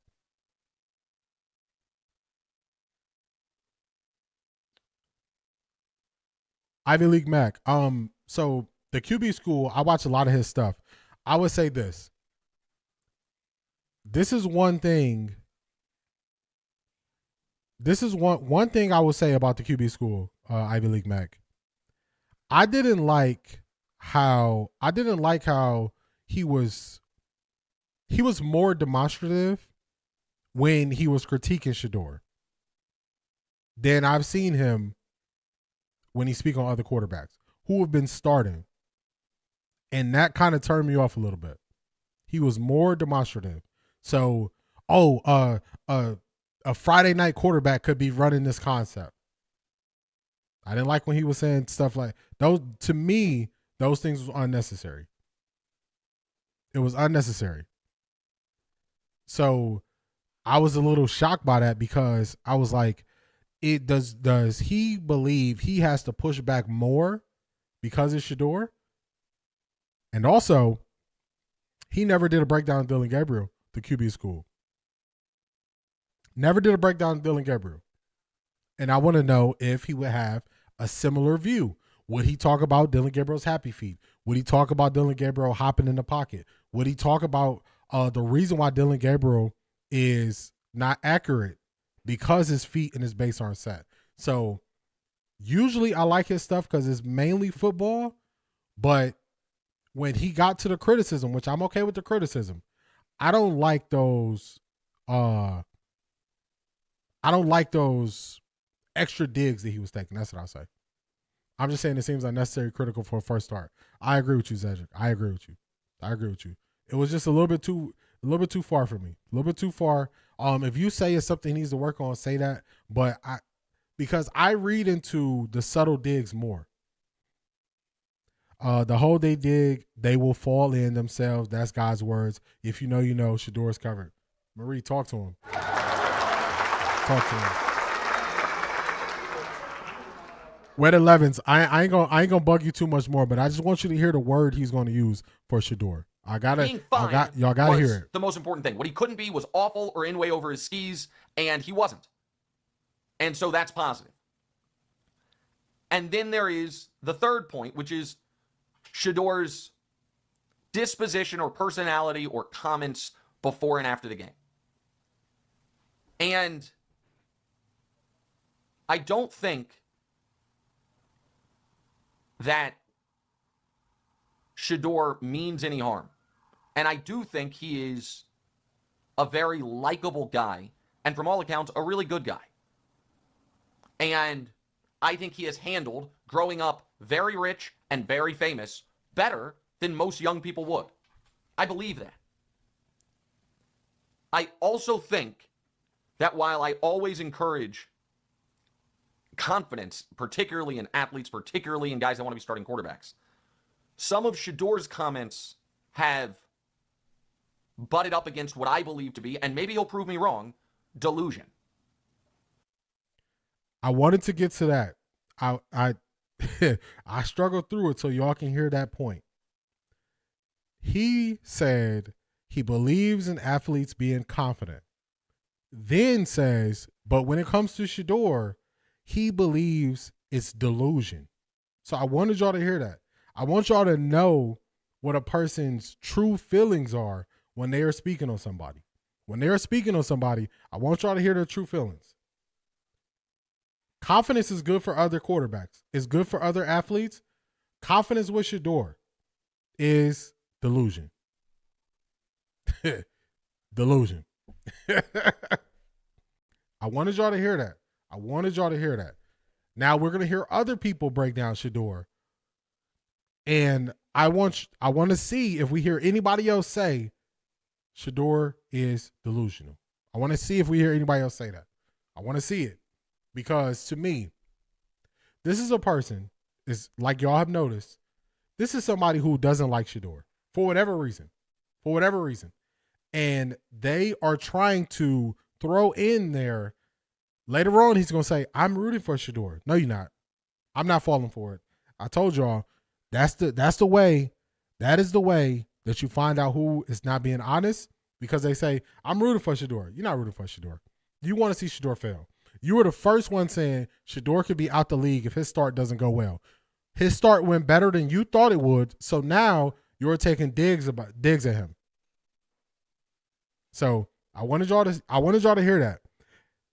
And this is when people never cover Cleveland. Cleveland eats quarterbacks alive, from the media to the incompetence from the Browns as an organization. From all these different ways, they eat quarterbacks up. You need supreme confidence to be a quarterback in Cleveland, to have any level of success. To have any level of success in Cleveland. More so than other places. I would say New York. If you're a quarterback in New York, you need supreme confidence to play quarterback in New York. In certain places, you can play quarterback and just kind of float under the radar. Not in the Cleveland, because they got a jersey that's tracking every new quarterback since 1999. It's a level of pressure there. So you need the confidence. Baker had the confidence. He didn't like Baker. Jeffrey pointed it out. He didn't like Baker also. Now he loves Baker. So to knock somebody for the confidence, you just don't understand the situation that this person is in. You don't get it. So that's Nick Wright. That's delusion. Nick Wright was wrong. He's also going to get to saying the Browns are going to draft a quarterback. Now, statistically, I don't think they're going to be able to do that. Nick is the one who is under strong delusion. I agree. What's going on, Maya? Now, that's enough of Nick Wright, but we got to get to, because he's going to say, oh, the Browns are going to get a quarterback, and a lot of people were saying that. And I believe the people who are saying that is because they want to see Shedeur fail, and that's why they're saying the Browns are getting a quarterback. But it's something you could do. You could just look at You could just look at a couple things. We don't need the PFF. Let's go past that. All right, so this is the projected draft order. This came out yesterday because I'm looking at these people and how they're speaking, and they're all saying, you're going to get a quarterback, you're going to get a quarterback. So we're going to do something. This is the projected draft order. It's going to be 2. I don't think they're going to be able to either, unless they trade up with 2 first-round picks they have. I don't think they're going to be able to get a quarterback. They're not even going to be in position to. And I'm not just going to say it. We're going to walk through the reasons why, and then I want y'all to tell me if y'all agree or disagree. So let me get this out. So we're going to attack this thing. Now, right now, the Browns will be picking number 8. It's 2 good quarterbacks. It's 2 good quarterbacks in this thing. But the Titans don't need a quarterback. Raiders, they need a quarterback. Jets, they need a quarterback. Saints is maybe on a quarterback. Cardinals are already talking about trading or getting rid of Kyler Murray. I would say quarterback. The Vikings, they don't believe in J.J. McCarthy. They look like they could potentially take a quarterback. And then down here, you got the Dolphins, who are most likely moving on for Tua. So just in the top 11 teams who potentially are going to draft, we're looking at potentially 6 teams who could be going after quarterbacks. The issue is It's only two quarterbacks. It's only two. Ty Simpson, Fernando Mendoza, nobody else. Nobody's moving up. Nobody. So you would have to beat out the Jets. The Jets got way more capital than you. The Raiders need a quarterback very bad. How do you get past these two teams when the Jets have way more draft capital? So it's not there, y'all. It's not there. The opportunity to get a quarterback is not the way people make it seem. Not the way they make it seem. Now, let's look at the Browns' remaining schedule. Because right now they got the Browns at 8th. Let's look at the Browns' remaining schedule. And this is where I need y'all. Let's go through this together. And let's see how we end the season. So the Browns are 3-8. The 49ers game, I need y'all to put versus San Francisco 49ers. I need you to put a W in the chat if you think the Browns win against the 49ers, or an L in the chat if you think the Browns will lose against the 49ers. So there's going to be some interaction here. W if the Browns beat the 49ers, L if the Browns lose to the 49ers. I'm waiting on y'all, so drop it in the chat.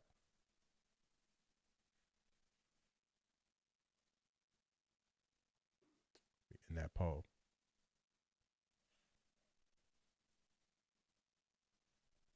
All right, we seeing some W's. We seeing some W's in the chat. Now this is a team effort. This is a group effort. We're going to play the schedule game. I normally don't play the schedule game, but we're going to play the schedule game. We're going to play it. So far versus the 49ers, I have not seen one L in this game. I see all W's. So let's play the game, y'all. Let's play the game. If this is a W, let's get it up here. This is a dub. That's a dub. I ain't seen no L's yet. I ain't seen no L's. The W's are still coming. Ivy League Mac, you know I got to take it to the next level. I can't just play the surface level game. All right, now. That's the cut point. That's the cut point. That's the cut point for the 49ers. The chat says that's going to be a W for the Browns. So now it's the Titans. Now we going to the Titans. So that's the stop point for the 49ers. I'm going to put 49ers. And we're going to put W. And that's the chat. Chat says W there. That's the stopping point. Now we're talking about the Titans. I need a W if you think the Browns win versus the Titans. And I need an L if you think the Browns lose versus the Titans. W's if they beat the Titans. L if they lose to the Titans. I need y'all to put it in the chat. We're going to go through it. We're going to finish out the schedule. And we're going to see if it's going to make any sense or if the Browns will have any ability to draft a quarterback. It's only two. I watched them all year. I don't got to go based on what other people think. I watched the quarterbacks in college. I told y'all for the longest, it's only two. We doing this based on the chat. So far versus the Titans. I'm not seeing no Titans fans here. I'm seeing nobody who is saying the Browns are going to lose to the Titans. Everybody's saying the Browns are going to beat the Titans. Now, this is not wishful thinking. The Titans are a very bad football team. Very bad football team. So we got W's. We're going to put it there. So we're going to do Titans. Titans. The chat says that is a win.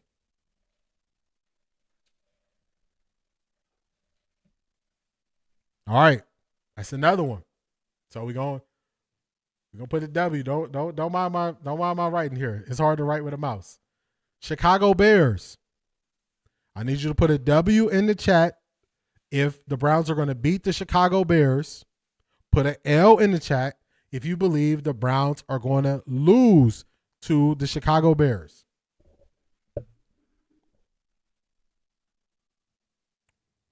Bills, Bears, Steelers are the losses. Three losses. Okay.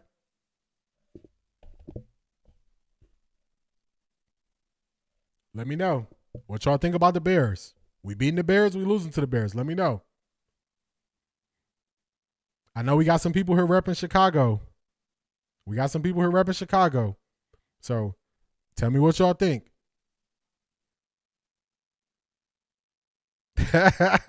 Miss Pamela says W with much prayer. All right. So far it's looking closer. It's looking a lot closer.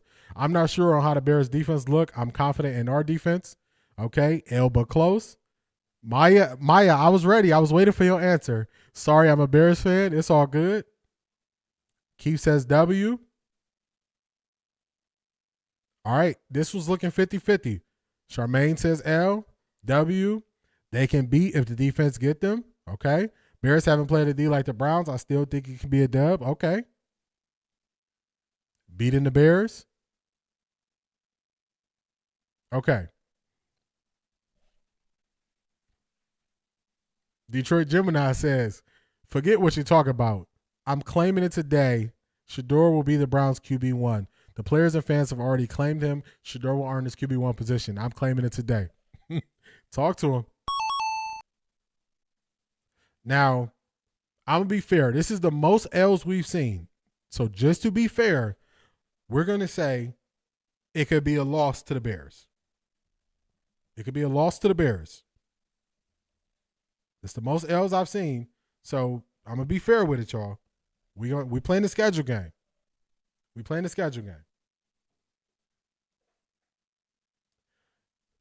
The Bills. We're at the Bills, y'all. We are at the Buffalo Bills. Put it in chat. Do the Browns win versus the Buffalo Bills? Do they lose versus the Buffalo Bills? W if they win, L if they lose. Talk to me. This is the interactive, extremely interactive portion of the show. I need y'all to talk to me. Let me know what y'all think.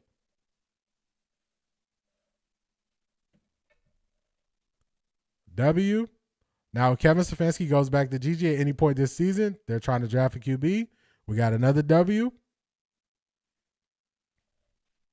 Keith says W.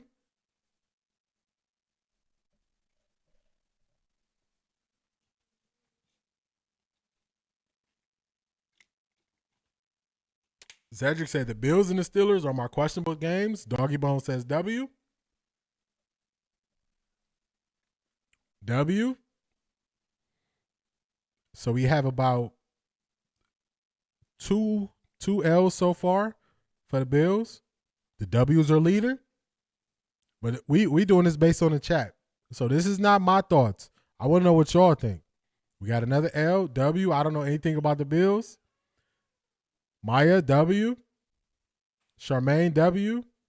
Wet 11's W. The defense going to kill Josh. All right. Miss Brown. Bears win. Yep. Yeah, we came to it. The Bears going, it's like an L versus the Bears. No, a W against my Bears. Yeah, Clyde, we going base that. That was the most L's we saw was for the Bears. A W against my Bears. W versus the Bills. W versus the Bears. Josh has no help, and they just released Elijah Moore. Man, they released Elijah Moore? That's wild. The Bills are Josh Allen team. Still W. I think W for Bears, L for Bills, L for Steelers. All right, this was a toss-up. It's a toss-up with the Bills. This is a toss-up, y'all. The Bills is a toss-up. I'm going to be honest with y'all. I'm tipping the scales. I'm tipping the scales on the Bills. I think the Browns are going to beat the Bills, y'all. I'm tipping the scale on that one. I'm tipping the scale because I think they're going to beat the Bills. That's me tipping the scale. I'm letting y'all know what's going to happen. That's me tipping the scale. That's me. I think that's going to be a dub. We're going to see. Now we're going to the Steelers. Let's go Steelers. Steelers, what we doing, chat? Are we winning or losing to the Steelers? We winning or losing to the Steelers? W versus Steelers, L versus Steelers. To me, I would say a big deciding factor versus Steelers is if it's Mason Rudolph playing or if it's Aaron Rodgers. The Browns can win them all with momentum. Pamela, I'm there with you. All right, Latanya says L.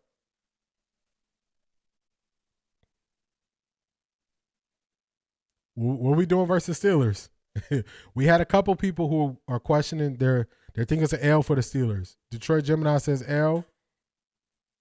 Zedric was questionable with the Steelers. Jeffrey was questionable with the Steelers. L. They coming hard like the Ravens.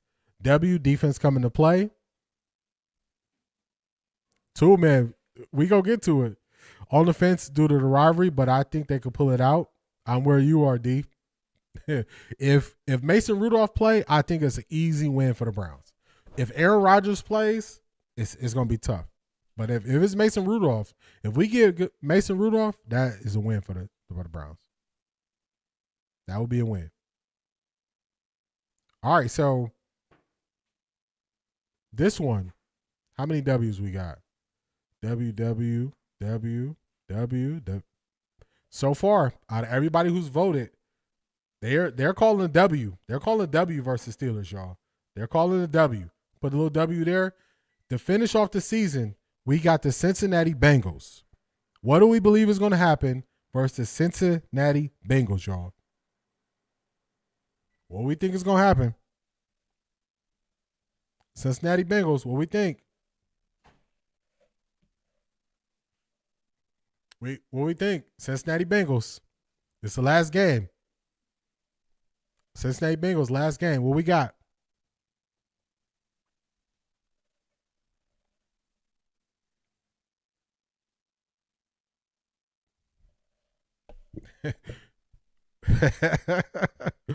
We got some W's in the chat. Cincinnati Bengals.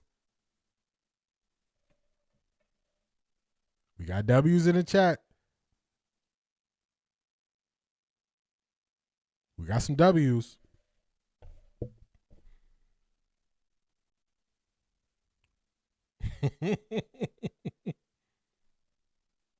It's a rhyme or reason, y'all. It's a rhyme or reason. Steelers' offensive line is okay, but Miles is going to wreak havoc, and they only have one good receiver. Denzel locking that down. We got to close the year out with a W. Okay. All right. Let's put it up there. Now, let's look at the Browns' current record. The Browns' current record is 3-8. If the Browns win 5 of their last 6, that's going to put the Browns at 8-9. 8-9. That's going to put the Browns at 8-9, y'all. All right, 8-9. So, in reality, majority of the chat has the Browns winning at least 7 games. That's fair. We can split it. Browns win 7 games. So at worst, the Browns would be 7-10. At worst, 7-10.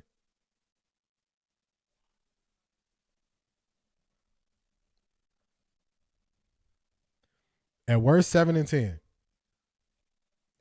Now, at best, we were saying 8-9. Okay.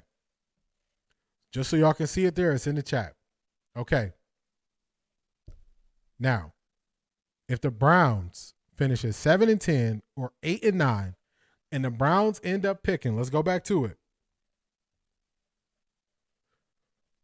The Browns end up picking outside of the top 10. If the Browns end up picking outside of the top 10, are the Browns drafting one of the top 2 quarterbacks in the first round? That's the question. Let me put up a poll for y'all. If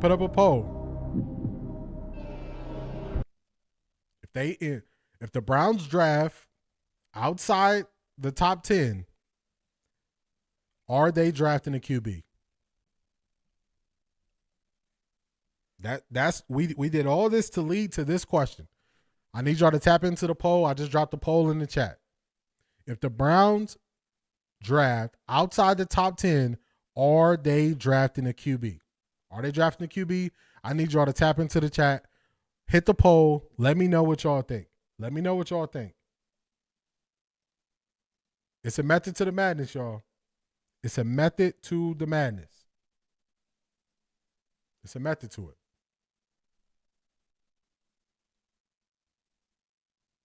Keep. We're going to get to that next. All right, so Miss Pamela says no. Zedric says, unless they decide to trade both ones to move up, not worth it in my opinion. I agree with you. I don't think it's worth it.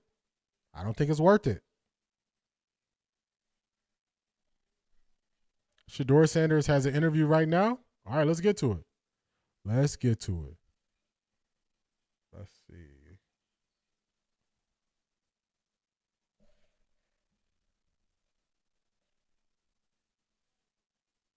I do Cleveland Browns. Let's get to it. Thank you for the call out, C.A. Anderson. Okay. We got Shedeur. Supporter, for a minute, so I'm just thankful for him from, even taking time out his day to be able to speak out, in support.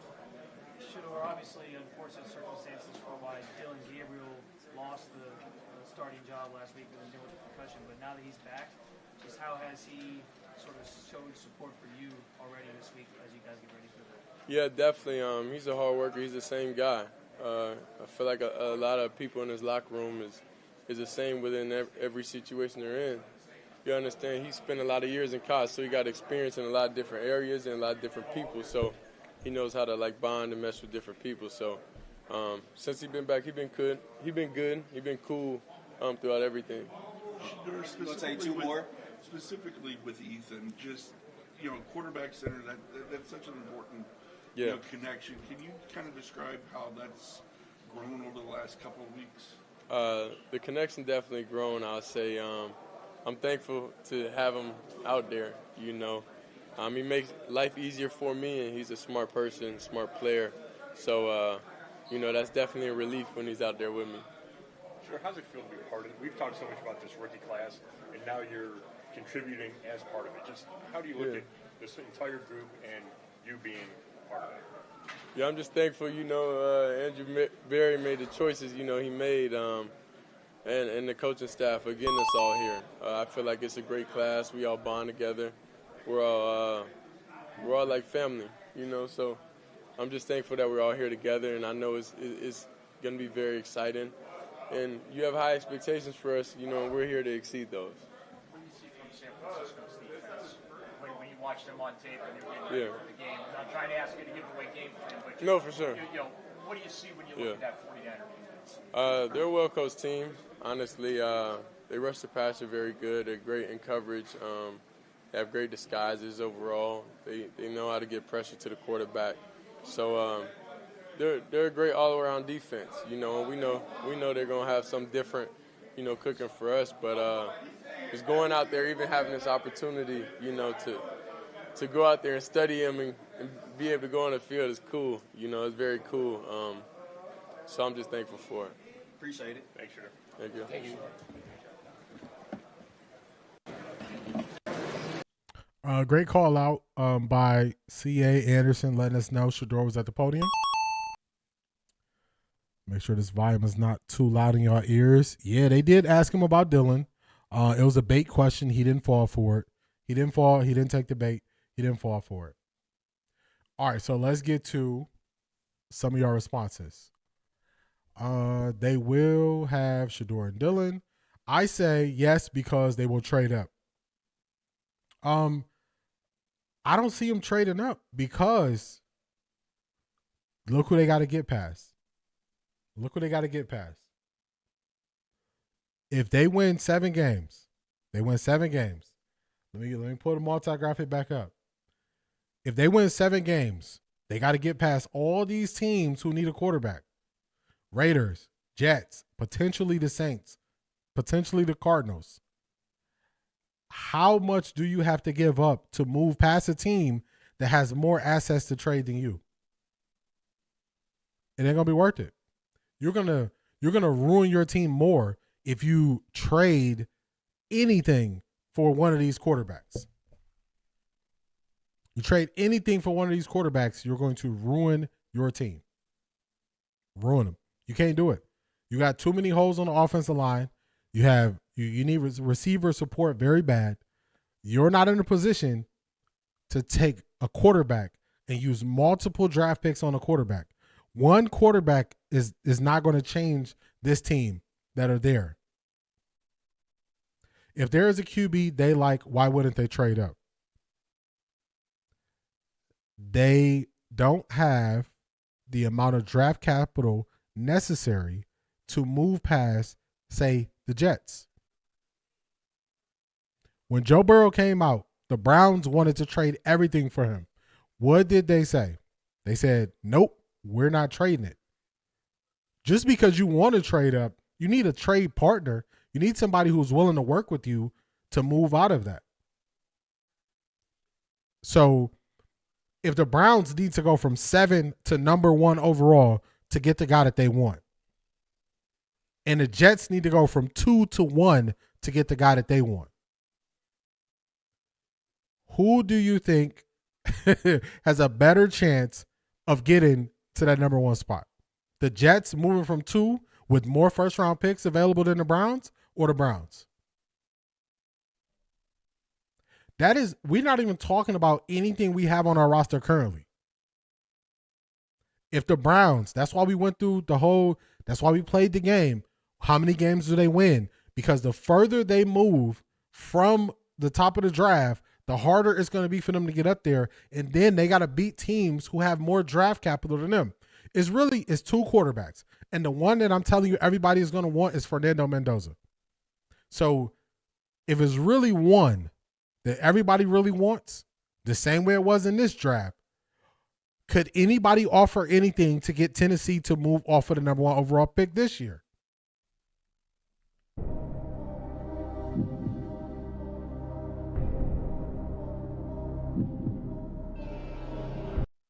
I say it because we watch it happen every year.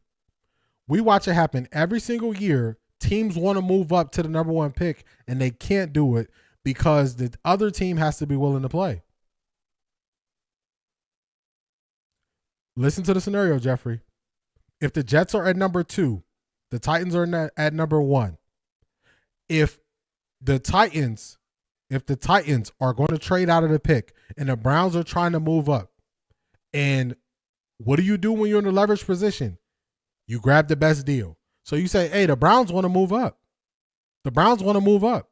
The Browns are willing to offer us a 2nd-round pick this year, their 1st-round pick next year. And they're trying to move from 7 to number 1. The Jets are sitting at number 2. They have more 1st-round picks available. And they say, we'll give you our 1st round, which is you going from 1 to 2, and we'll throw in whatever 1st round you want next year. So which deal is better? That's the scenario. In that scenario, which deal would be better for the Titans? For the Titans to go from number 1 to number 7, get a 2 and a 1, or go from 1 to 2 and pick up 2 1s? Which one would be better?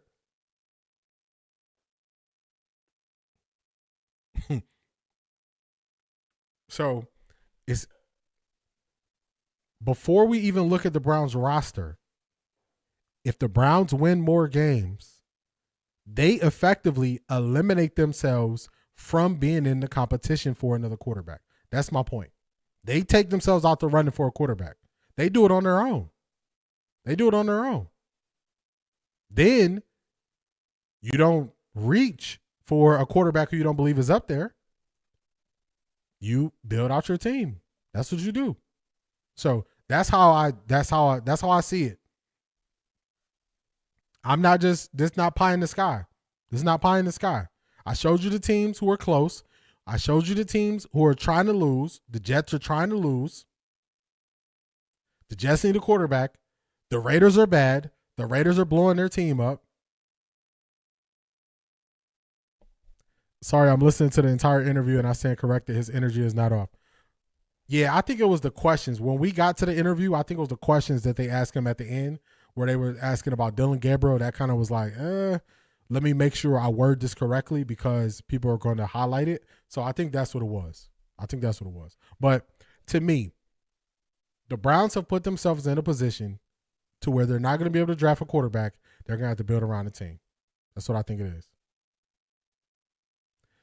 Best move the team can make this offseason is to dump the head coach. I agree.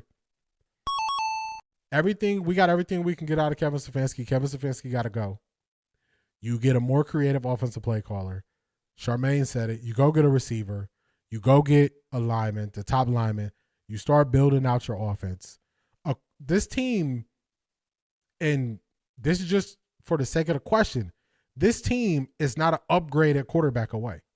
This team needs building blocks. It needs building blocks. They need to go the boring route. When the Dallas Cowboys built up the best offensive line when they had Ezekiel Elliott, they were drafting linemen every single year for about 3 years in a row at the top of the draft. That's what you need. So it's not cost. Why draft a wide receiver when there's good ones that's hit a free agency? Cost. How much does a good wide receiver command in free agency versus how much does even a top 10 wide receiver command? A top 10 wide receiver can cost you 15 or 16 million a year. Can you find a top receiver for 15 or 16 million dollars a year in free agency? You cannot. You cannot. The most expensive way to try to build a team is through free agency. The most expensive way. The most expensive way. So I don't think that's the approach. I don't think that's the best way to go. So they need new offensive line. They need new receivers. You build these things long term by drafting them. That's how you do it. That's how you do it. Find me the team that spends all this money in free agency and goes out there and wins.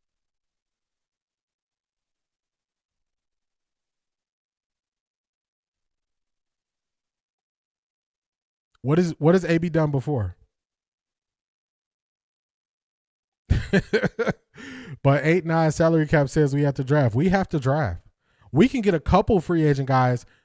The Browns are not it's two reasons why the Browns can't get top talent in free agency. Because the Browns are far away and people don't believe in the Browns as an organization. So guys overcharge the Cleveland Browns to come in free agency. And AB has traded for his best wide receivers. He has not drafted them. He has not signed them in free agency. He's traded for them. So, yeah, it's time. It's time. He's worked around the cap, but now we're in the position we are in the cap. All right, y'all. This is what we're gonna do. So I had one more video. Y'all tell me what y'all want to do. Do y'all want to watch the arenas breakdown? Where Cody Kessler's going to be talking about Shedeur, his first game, QBR, or do y'all want to go straight to the film? Y'all let me know. Y'all let me know. Y'all want to watch the arenas breakdown, or do y'all want to go straight to the film? B said go straight to the film. Let me know in the chat. Y'all want to go straight to the film, or do y'all want to watch this breakdown from the arena? Y'all talk to me. Let me know.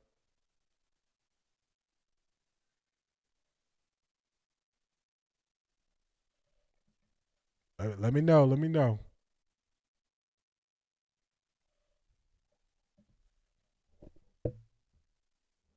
All right. B said film. He said get to the film. Toolman says get to the film. Hey, it's y'all time. Maria said she wanted to see Cody. All right. Somebody got to.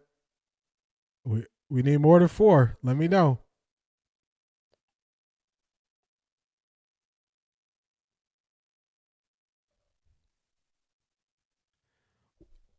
Three votes for the film, 1 vote for this. I got time today, so we can get to both. Film unless Skip is cussing out Tom Brady. I got time today, so we can do both. This is more about order. We can hit film, and then we can get to this last. So I got time today. We can do both. But just let me know which one you want now. All right, so we got Marie says Arena. Tessa says Cody.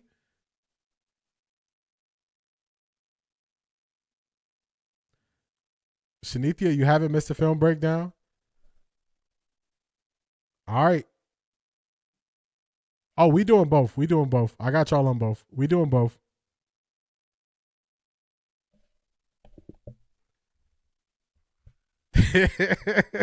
Everybody said both. Let's do this. Y'all definitely want to see some film. Let's hit some film. Let's hit the film, and then we gonna get to the arena breakdown. We gonna do both though. I got time today. Oh, hold on. All right, we switched up. Zedgar said if we could do both to do the arena film breakdown. Let me drop a poll. Let's do it. Let's do it the easy way. Let's drop a poll. Y'all tell me. I got time today, y'all. I don't gotta run to work. So I got time. I got time for y'all today. Let's see.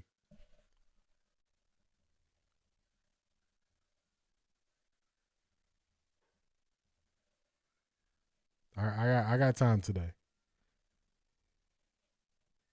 Y'all let me know. Y'all let me know. This is viewers' choice. This is viewers' choice. Y'all let me know. I dropped the poll in. Vote in the poll. Let me know which one we gonna do. We definitely doing both. Let me know which one y'all want first. Let me know which one y'all want first. We doing both though. I got time today. I got time. Oops, not that. Ooh.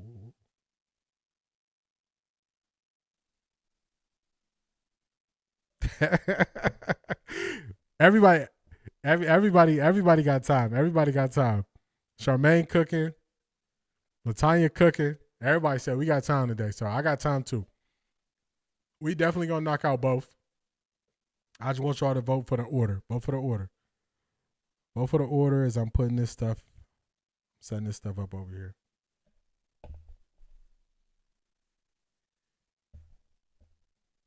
All right, so far the film is winning 58%. 58%. The film is winning.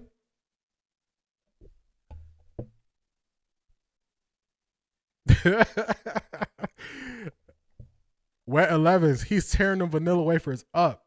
Use vanilla wafers with your banana pudding? If you use vanilla wafers, I used to be the vanilla wafer thief. I just got to let you know, as a kid, oh my goodness, you put some vanilla wafers in there, especially around this time of year, I'm the one sneaking in the kitchen, taking the vanilla wafers.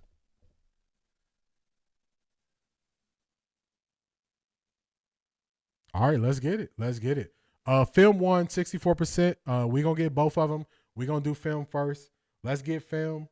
Also, I got to let y'all know. So when I'm breaking down the film, I need y'all to either watch the film live or watch the film within the first 12 hours, because once YouTube processes it, most likely I get a copyright and I have to edit it. I have to edit it. Oh, and the chess man? Oh, I can't even blame your son. I can't even blame your son. You use those and the chess man, I can't blame your son. I would be tearing those up too. So I understand.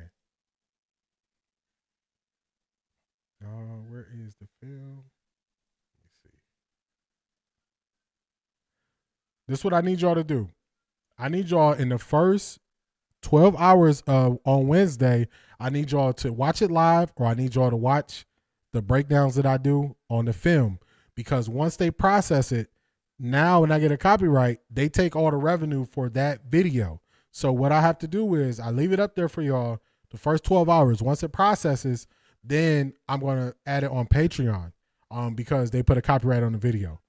So for Wednesdays, you tap in live or watch it in the first 12 hours before they process it. I'm just setting up the film for y'all in the background.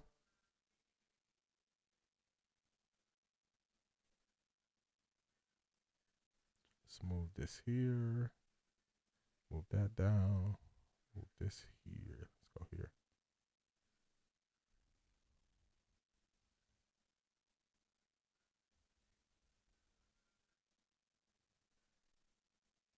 We got the fam. Oh yeah, we got time. We got time.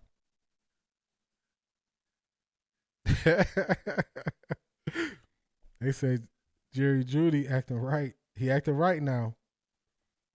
All right, let's see. Where's the film at? Studio Live, social.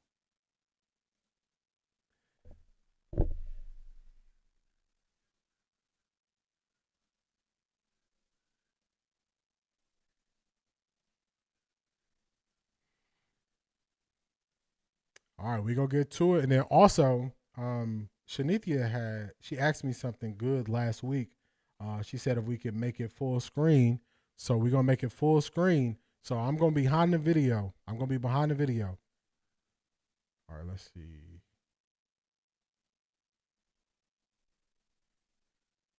So y'all can see the full play.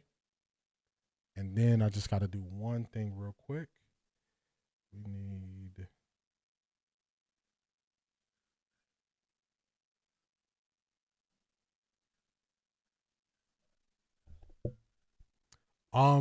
you can, but they still, even with fair use, the way they copyright it is, they say you can play my whole video. They say, Tool Man, this is for you. They say you can play my whole video, but we just take the revenue for it. So they like, you can play it, but we gonna take all the money if you leave it up. That's how they do you.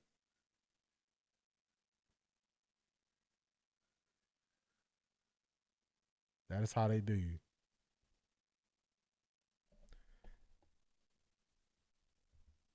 All right, I think I got this how I need it. All right. We are full screen. We full screen with it. Let me do this. Move that up so we can get that logo off. All right, so we should have good views today, y'all. We should have good views of the screen. Y'all should be able to see everything well by going full screen. Let's make it way more clear for us.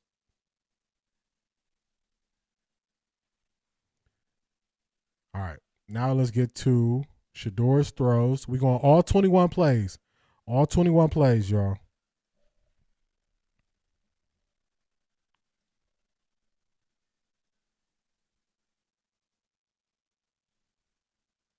Let's apply 21 plays. Just to here.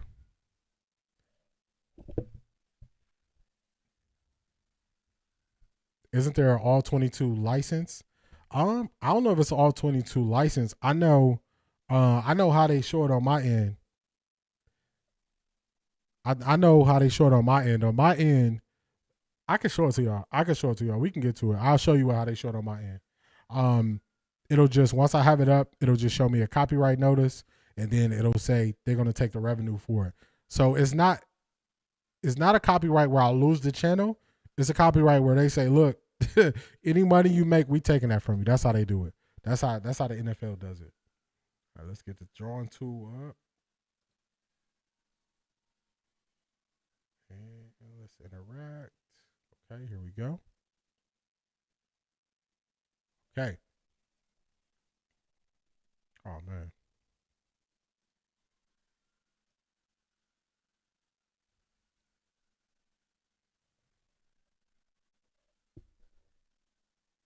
Yeah, Tool Man, they don't play.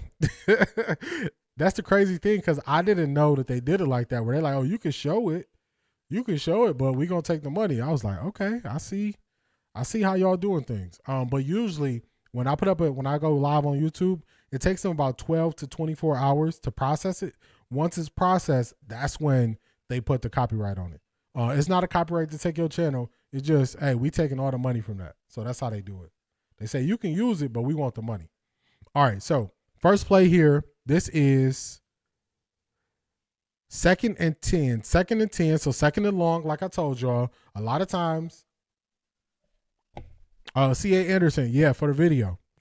So that's how they do it. So they don't take your super chats. They take all your AdSense. So now that I'm part of the YouTube Partner Program, any AdSense that I would get from this stream, they would take it. So they don't take super chat money. They take ad revenue money. All right, this is 2nd and 10. So remember I told y'all they were putting him behind the sticks. They were not putting him in the best situations, not gaining yards on first down. This is an example of that. 2nd and 10. I'm going to pause it right away. We're going to determine man or zone, and then we're going to let the play out and let it go from there, y'all. Here we go. This is just a quick screen. They aligned it like they were in zone coverage here. But so that you can keep feeding us. I'm still going to do it for y'all. I'm still going to do it. Let me pause this real quick. I'm still going to put the streams up. I'm still going to put them up.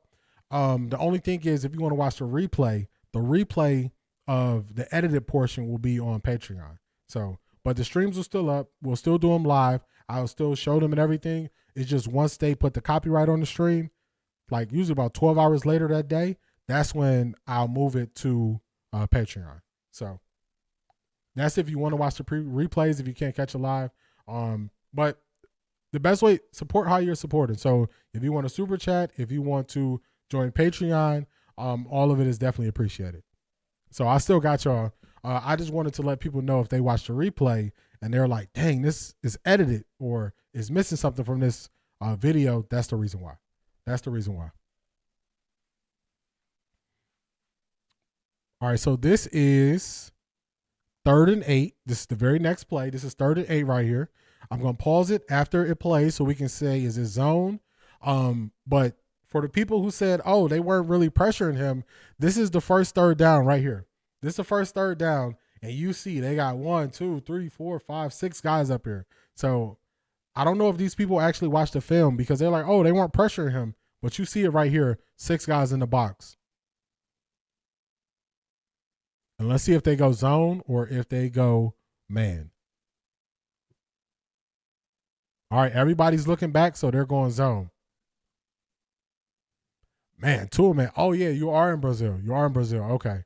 Other option is through Super Chat if you want to support that way. Because, yeah, I know somebody who traveled to Brazil and they live stream and they was like, man, I can't really, I can't do none of the things I normally do. So if you want to support the channel, you can Super Chat. You know, you could go that route as well. You go that route as well.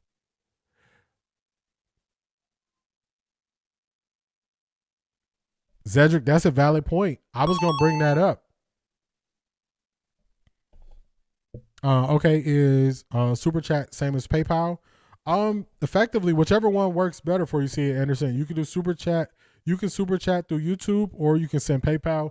That's more of a comfort thing. Whichever one you feel more comfortable with. But both of them are fine. Whichever one you feel more comfortable with is fine. I'm not picky with the support. Any support you offer, I appreciate it. But that was a good point, Zedric. They were saying, oh, they didn't blitz him more. I was like, did y'all want him to lose? Did y'all want him to fail? I didn't get that. All right, so you see everybody's eyes watching the quarterback. You know that this is a zone play right here. This is zone play. You didn't miss much, Miss Brown. This is only the second. This is the second play we got to. We got 21 plays. This is only the second play. All right, so they're going zone right here. Offense and a win by the defense. That's a win right there. Hold up. Hold up. Let's get Charmaine. Let me take this down real quick, y'all. Let me take it down. Let's put this here. Not that. Let's go. Boom and boom. Charmaine, you know I always appreciate your support. I always appreciate you being here. Go Buckeyes. But Charmaine. Oh my God! Wow!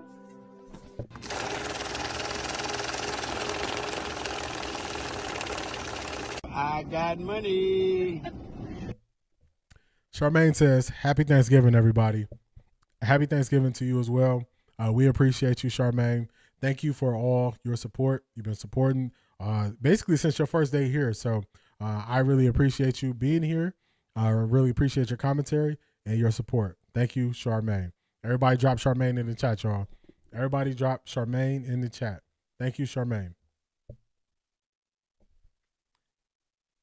pull this back up. Thank you, Charmaine.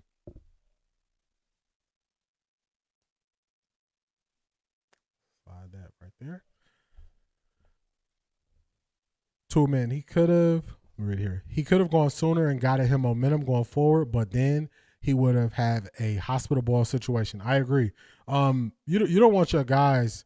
You don't want to set your guys up. He is always looking to protect his guys. So he throws you a catchable pass and he protects you. So great thing he did right here. This is another one of those plays. This is not 2nd and 13, another behind the stick situation. And look at how many guys they got up here. 1, 2, 3, 4, 5, 6, and 7. 7 guys up there. So I don't know if people really watched the game, but they were trying to pressure him. This is a defensive win. Let's play it right here.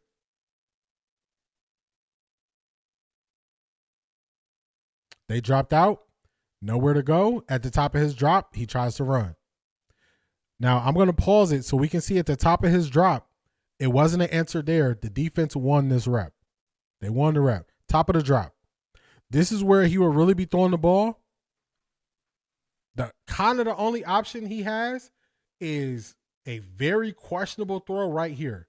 But if you notice, he's looking at the QB's eyes. He can react to it. He's dropping back just in case. So I like this decision. This is a coverage play right here. This is a coverage play. He sees it, and he's like, I'm not forcing. So I'm going to put that on play call.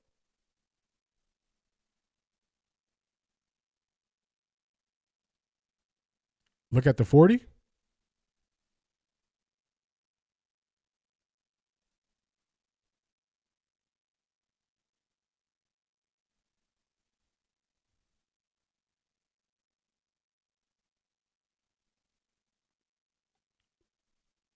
Jerry Jeudy is coming open right here. Jerry Jeudy is coming open here. The ball is right here, though. The ball is already out. It's already got on Shedeur. It's a guy already on Shedeur.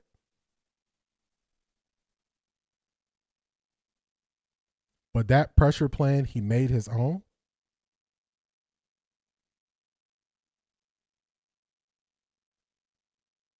No, that's play design. That's play design. This is play design. This is play design not having a quick answer. An answer for this would be where they're sending more pressure. An answer for this would be where they're sending more pressure. It will be something quick right outside of here. It would be Harold Fannin running out without chipping. Harold Fannin chipping is not there. It ain't there.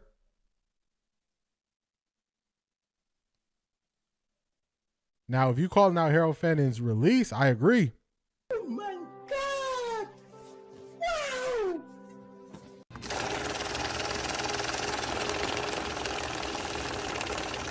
I got money. Shout out to Lenoris right there. Shout out to Lenoris right here. Was supposed to be chip and release with Fannin, but Fannin too slow on release. That was the only answer he would have had. I agree with you right there. The only answer he would have had on this play, Harold Fannin has to make this play very fast. Harold Fannin has to make this play. He would have to quick chip, get right out. That's the answer. If he does, that's the only answer it could be. It's not really another answer there. Reception play. Lenoris, you talking about this play or the play where Shedeur threw it for 52 yards? Because I think the design of it is different. One, he had Junkins in the backfield who was going out versus having Jerome Ford just set there to block. And then Fannin's chip was a little bit different. So let's go back to it. And let's go to the end zone. And let's pay attention to Harold Fannin. Okay, got you. We're on the same page, the deep pass. We're going to pay attention to what Harold Fannin does here. Let's pay attention to what he does. So he chips, but they still got that pressure coming through right here. So he did a good chip, but they still got only different play route was Bond. Yeah, he knew they couldn't block it, so he just rolled out. He didn't wait. On the previous play, he waited to see if they were going to block it. Then he made an escape plan. On this play, he saw it. He said, "We can't block this. I'm escaping right away." So Shedeur made the adjustment. He made the adjustment from the last play to this play. This play, he said, "We can't block this." That's the understanding that Lance Rison was talking about. Why you not giving me the end zone play? Coaching didn't plan, so he made the adjustment in the huddle. I agree with that too, man. How can you tell A gap from B gap? Oh, okay. Let me show you on the other side. It looks better.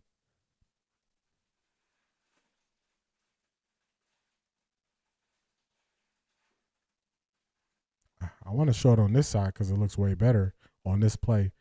A gap is the closest thing to the quarterback.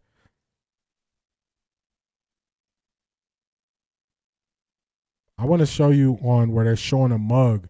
So they're showing like a mug blitz, a double mug. That's double A gap blitz. I can show you on here.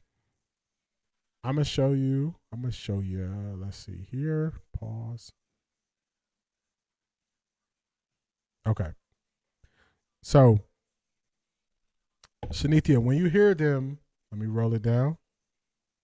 When you hear them talk about A gap, this is the center. That's the center. Your A gap is here.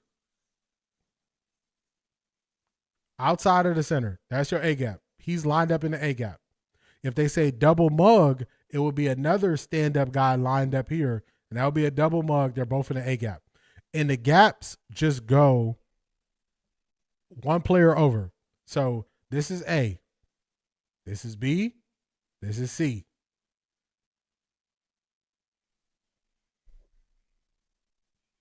Just like that. So A, I don't like drawing with this thing. Right here, this is B. Drawing with a mouse is really weird. This is C.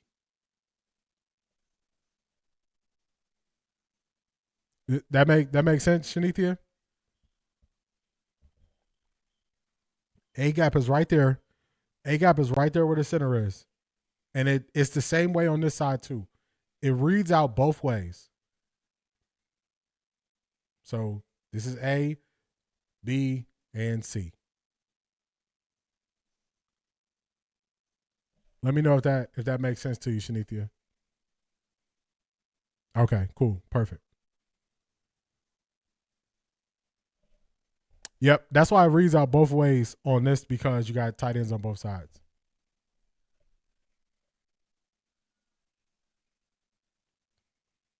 All right, perfect. Now, we left off here.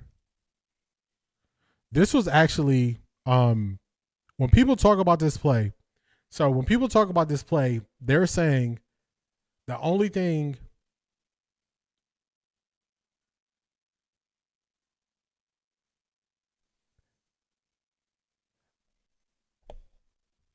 C.A. Anderson, A gap left and an A gap right. Yep.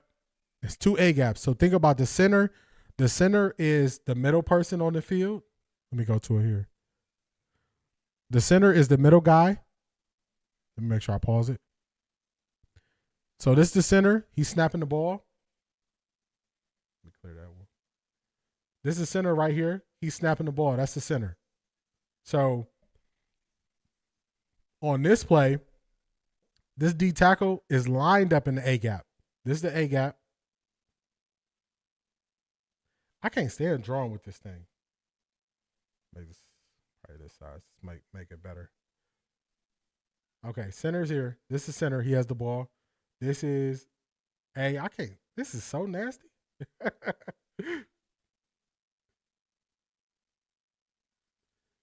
That's A. And this is the strong side because you got the tight end here. This is the weak side. You got no tight end here. So A gap. B. This is where you have a C because you got a tight end here, David Njoku. This one, you just got A and B. And don't mind my weak letters, but hopefully you see it. Everything starts where the center is, so look for the football, Everything starts there. That's the center. And you see it and you read it out that way. So a lot of times you hear them say they're sending A-gap blitz, A-gap pressure. That is right here and right here.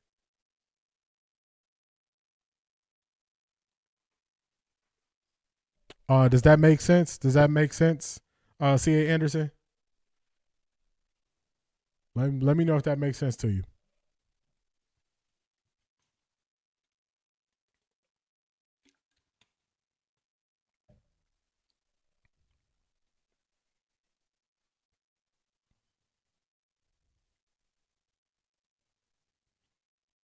Now, this is, I'm going to play it and then I'll tell you what I would have liked to see more on this play.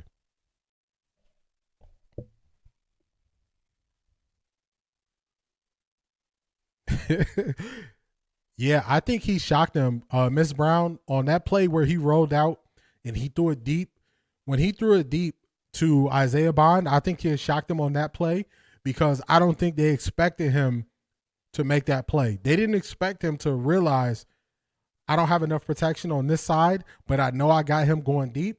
And if I can roll out and by time, I can get it to him. So I think they were shocked there. Leonardo da Vinci touch. This is the play the defender made, and everybody says that they fooled Shedeur. I think Shedeur was reading this correctly, but I'm going to tell y'all my issue with this play. My issue. We're going to play it out. Now, my issue with this play is the defender was allowed to defend both guys. He's allowed to defend both guys, and that's due to spacing. Let me show you this way. This will look better. This is due to spacing. This, to me, this is a spacing issue. So the way they run this play, I'm going to pause it and show y'all how he defended both sides of it. And pause it here. Okay. So right here, because Jerry Jeudy is so close and Jerry Jeudy is just doing this right here, Jerry Jeudy's just doing this. That's all Jerry Jeudy is doing. He's coming right here, turning around. He looks at Shedeur's helmet. Okay. I don't see his helmet turned to the back. So instead of me having my responsibility to run outside with the back, I'm just going to stop. He stops right there. He stops right there. Play design. Play. Yeah, that was a Jeudy fault. They told him to line up there. So it's times where, you line up, oh, I want you on the numbers, or I want you here. So they tell him where to line up. That was bad play design. We watched everybody break down that play. How many people were saying that wasn't a good play design? That was not good play design because they didn't have to cover a lot of ground. You don't really hear anybody saying that. Everybody just saying, oh, he threw the interception. He got fooled. I don't know what he was thinking. That's what they were saying. And I'm like, did you really watch the play and look at it? They never got to put him in conflict. So this is the next play. This is 2nd and 16. So this is after that fake jet sweep that they ran and they lost 6 yards on first down. During the stream, I was saying, game ball for Shedeur, first tackle. Facts to him, man. During the stream, I was saying, how do you start with a bad play design on first down, lose 6 yards? Now you got 2nd and 16. What you really expected to get out of this?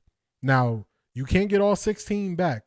I would look to get half or 6 or 7 yards back on that. No one said it was bad play design.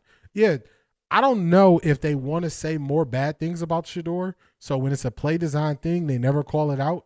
But they allowed that linebacker to look like a superstar. All right, let's run it. We got zone. Everybody drop back. All eyes on the quarterback. He got to the top of his drop. Not a lot of options. Something. A lot of people said Shedeur couldn't play on time and Shedeur prefers to play off script. That's just a talking point. So when Tyvis said it, I said that's a talking point. It's a talking point. I'm showing y'all Shedeur drop back on a 3-step drop, let the ball go. I'm showing y'all. QB Room agreed design was a bad play. A couple other guys said same thing. Yeah, I hope they did because that wasn't a good play that they ran.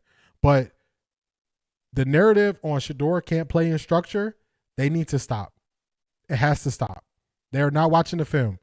I showed y'all earlier Shedeur in structure. I showed y'all here Shedeur in structure. So they got to stop with not playing in structure. All right, let's look at it. Jerry Jeudy got orange cleats. So Jerry Jeudy is here. We're going to see where he ends up when Shedeur gets to the top of his drop. We're going to pause it at the top of his drop.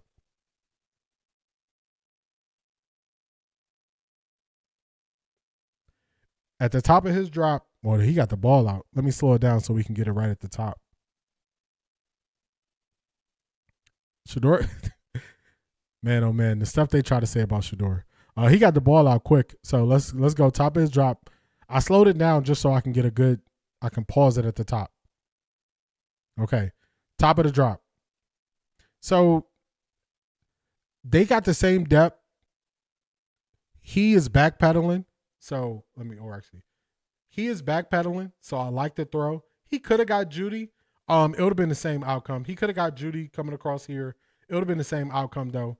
But he's backpedaling, so he saw an opportunity. He took it. So.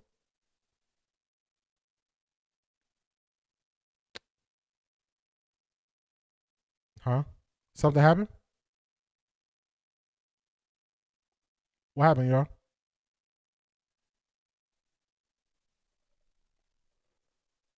Did the stream come down?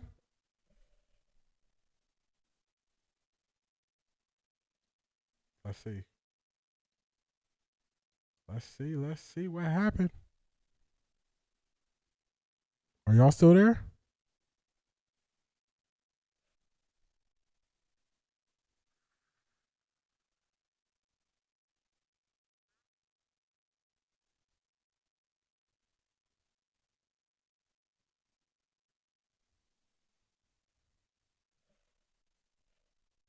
Let's see. I muted myself. Let me go on my phone. Let's see. Are we back? Let me pull it up.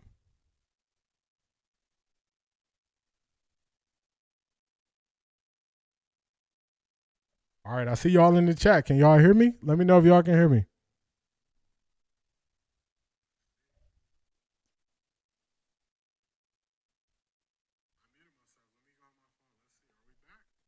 All right. So it's back up on my phone.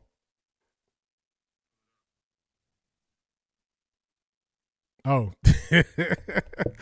y'all had me nervous. I was like, uh-oh, did they get me? Did they get me? Y'all had me nervous over here. Y'all had me nervous. All right, making sure we good. All right, so we good. Okay. It keeps you off for a second for policy violations? Really? Let me see if they sent me an email. Let's see what they're talking about. Let me check my email real quick.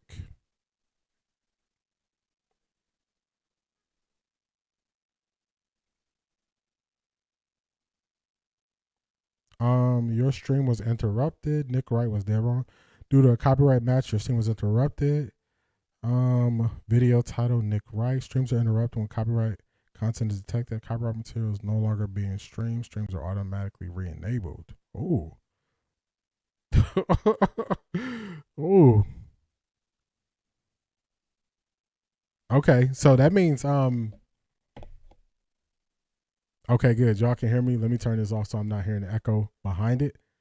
Yeah, they hit me with a little email there. I appreciate you, Shanithia.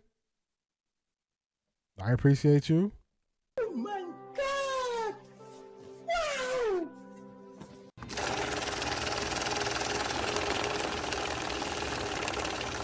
I got money.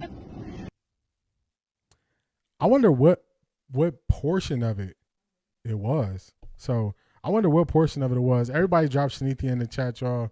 Drop Shanithia in the chat. D, I appreciate your efforts to listen to us. Sorry about that. You all good. I want to know what part? It doesn't tell me in the email. So they did send me an email. So I don't know what part it was. Man, maybe Nick Wright didn't like what I was saying. I don't know, y'all. Maybe Nick Wright didn't like what I was saying. Let me clear this. I appreciate you, Shanithia, as always. I appreciate you. Broncos country, let's ride. Broncos country, let's ride.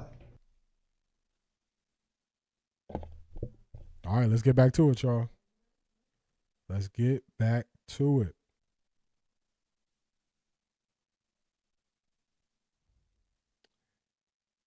Let's see. Let's get this back up. So, that's what I'm going to do.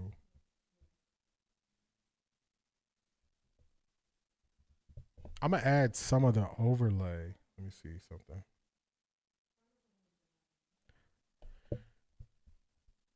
I'm going to add my logo to the top of the stream to not just have it showing. So let me do something real quick. Work with me, y'all. We're going to do this thing live. We're going to do it live. I'm going to add my logo to it to switch it up a little bit. Yeah. The email. So I went to check the email. And the funny thing was, like, as I'm reading it, it's like Nick Wright was dead wrong. And it said copyright content was shown. And I'm like, dang, what did I show? I don't know what I showed. Let me add something real quick, y'all. This is what I got to do. Let me add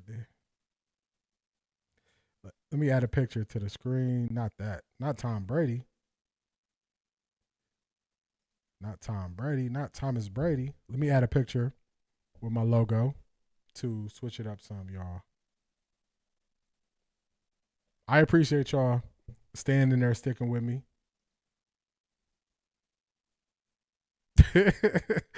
I'm like, man, Nick Wright is coming for your boy. Nick Wright said he want all the smoke, I guess. Let me see. There we go. That's what we're going to do.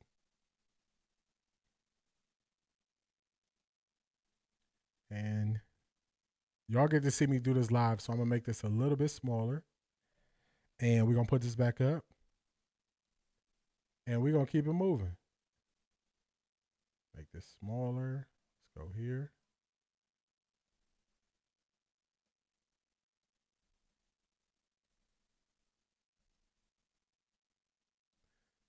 Let's put this up here.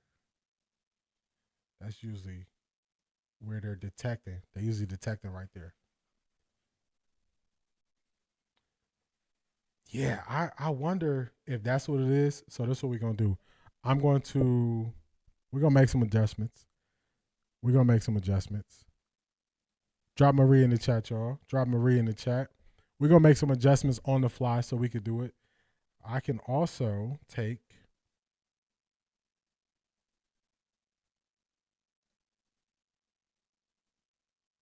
at this point, I can take this up here, put you right here. I can add myself to the screen.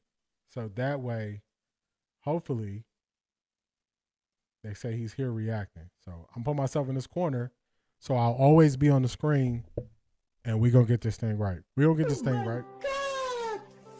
Wow!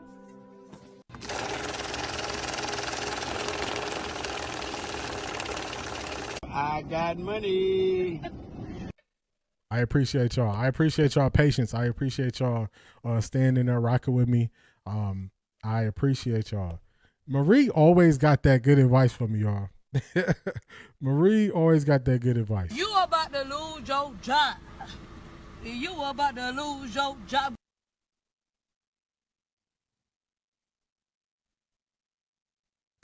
Yes. So the funny thing is, when I first was doing All 22, when I reviewed the Browns, I had no issues. I had no issues when I was reviewing the Browns. When I reviewed other teams, it was right away. So we're going to keep it this way. We're going to keep it this way. Make sure I'm on the screen. So we're going to get to it. We're going to get to it.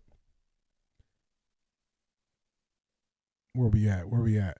All right, so we got 2nd and 16. We ran this play, but let's do it. So I think this was a good read by Shedeur. See there, he probably could have got Judy across the middle. He caught a guy backpedaling. I don't have an issue with that.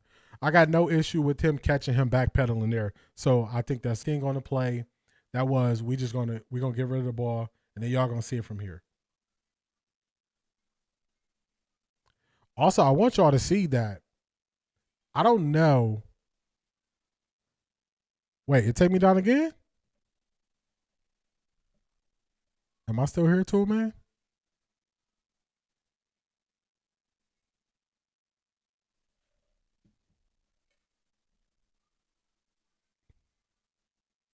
Oh, they got me again.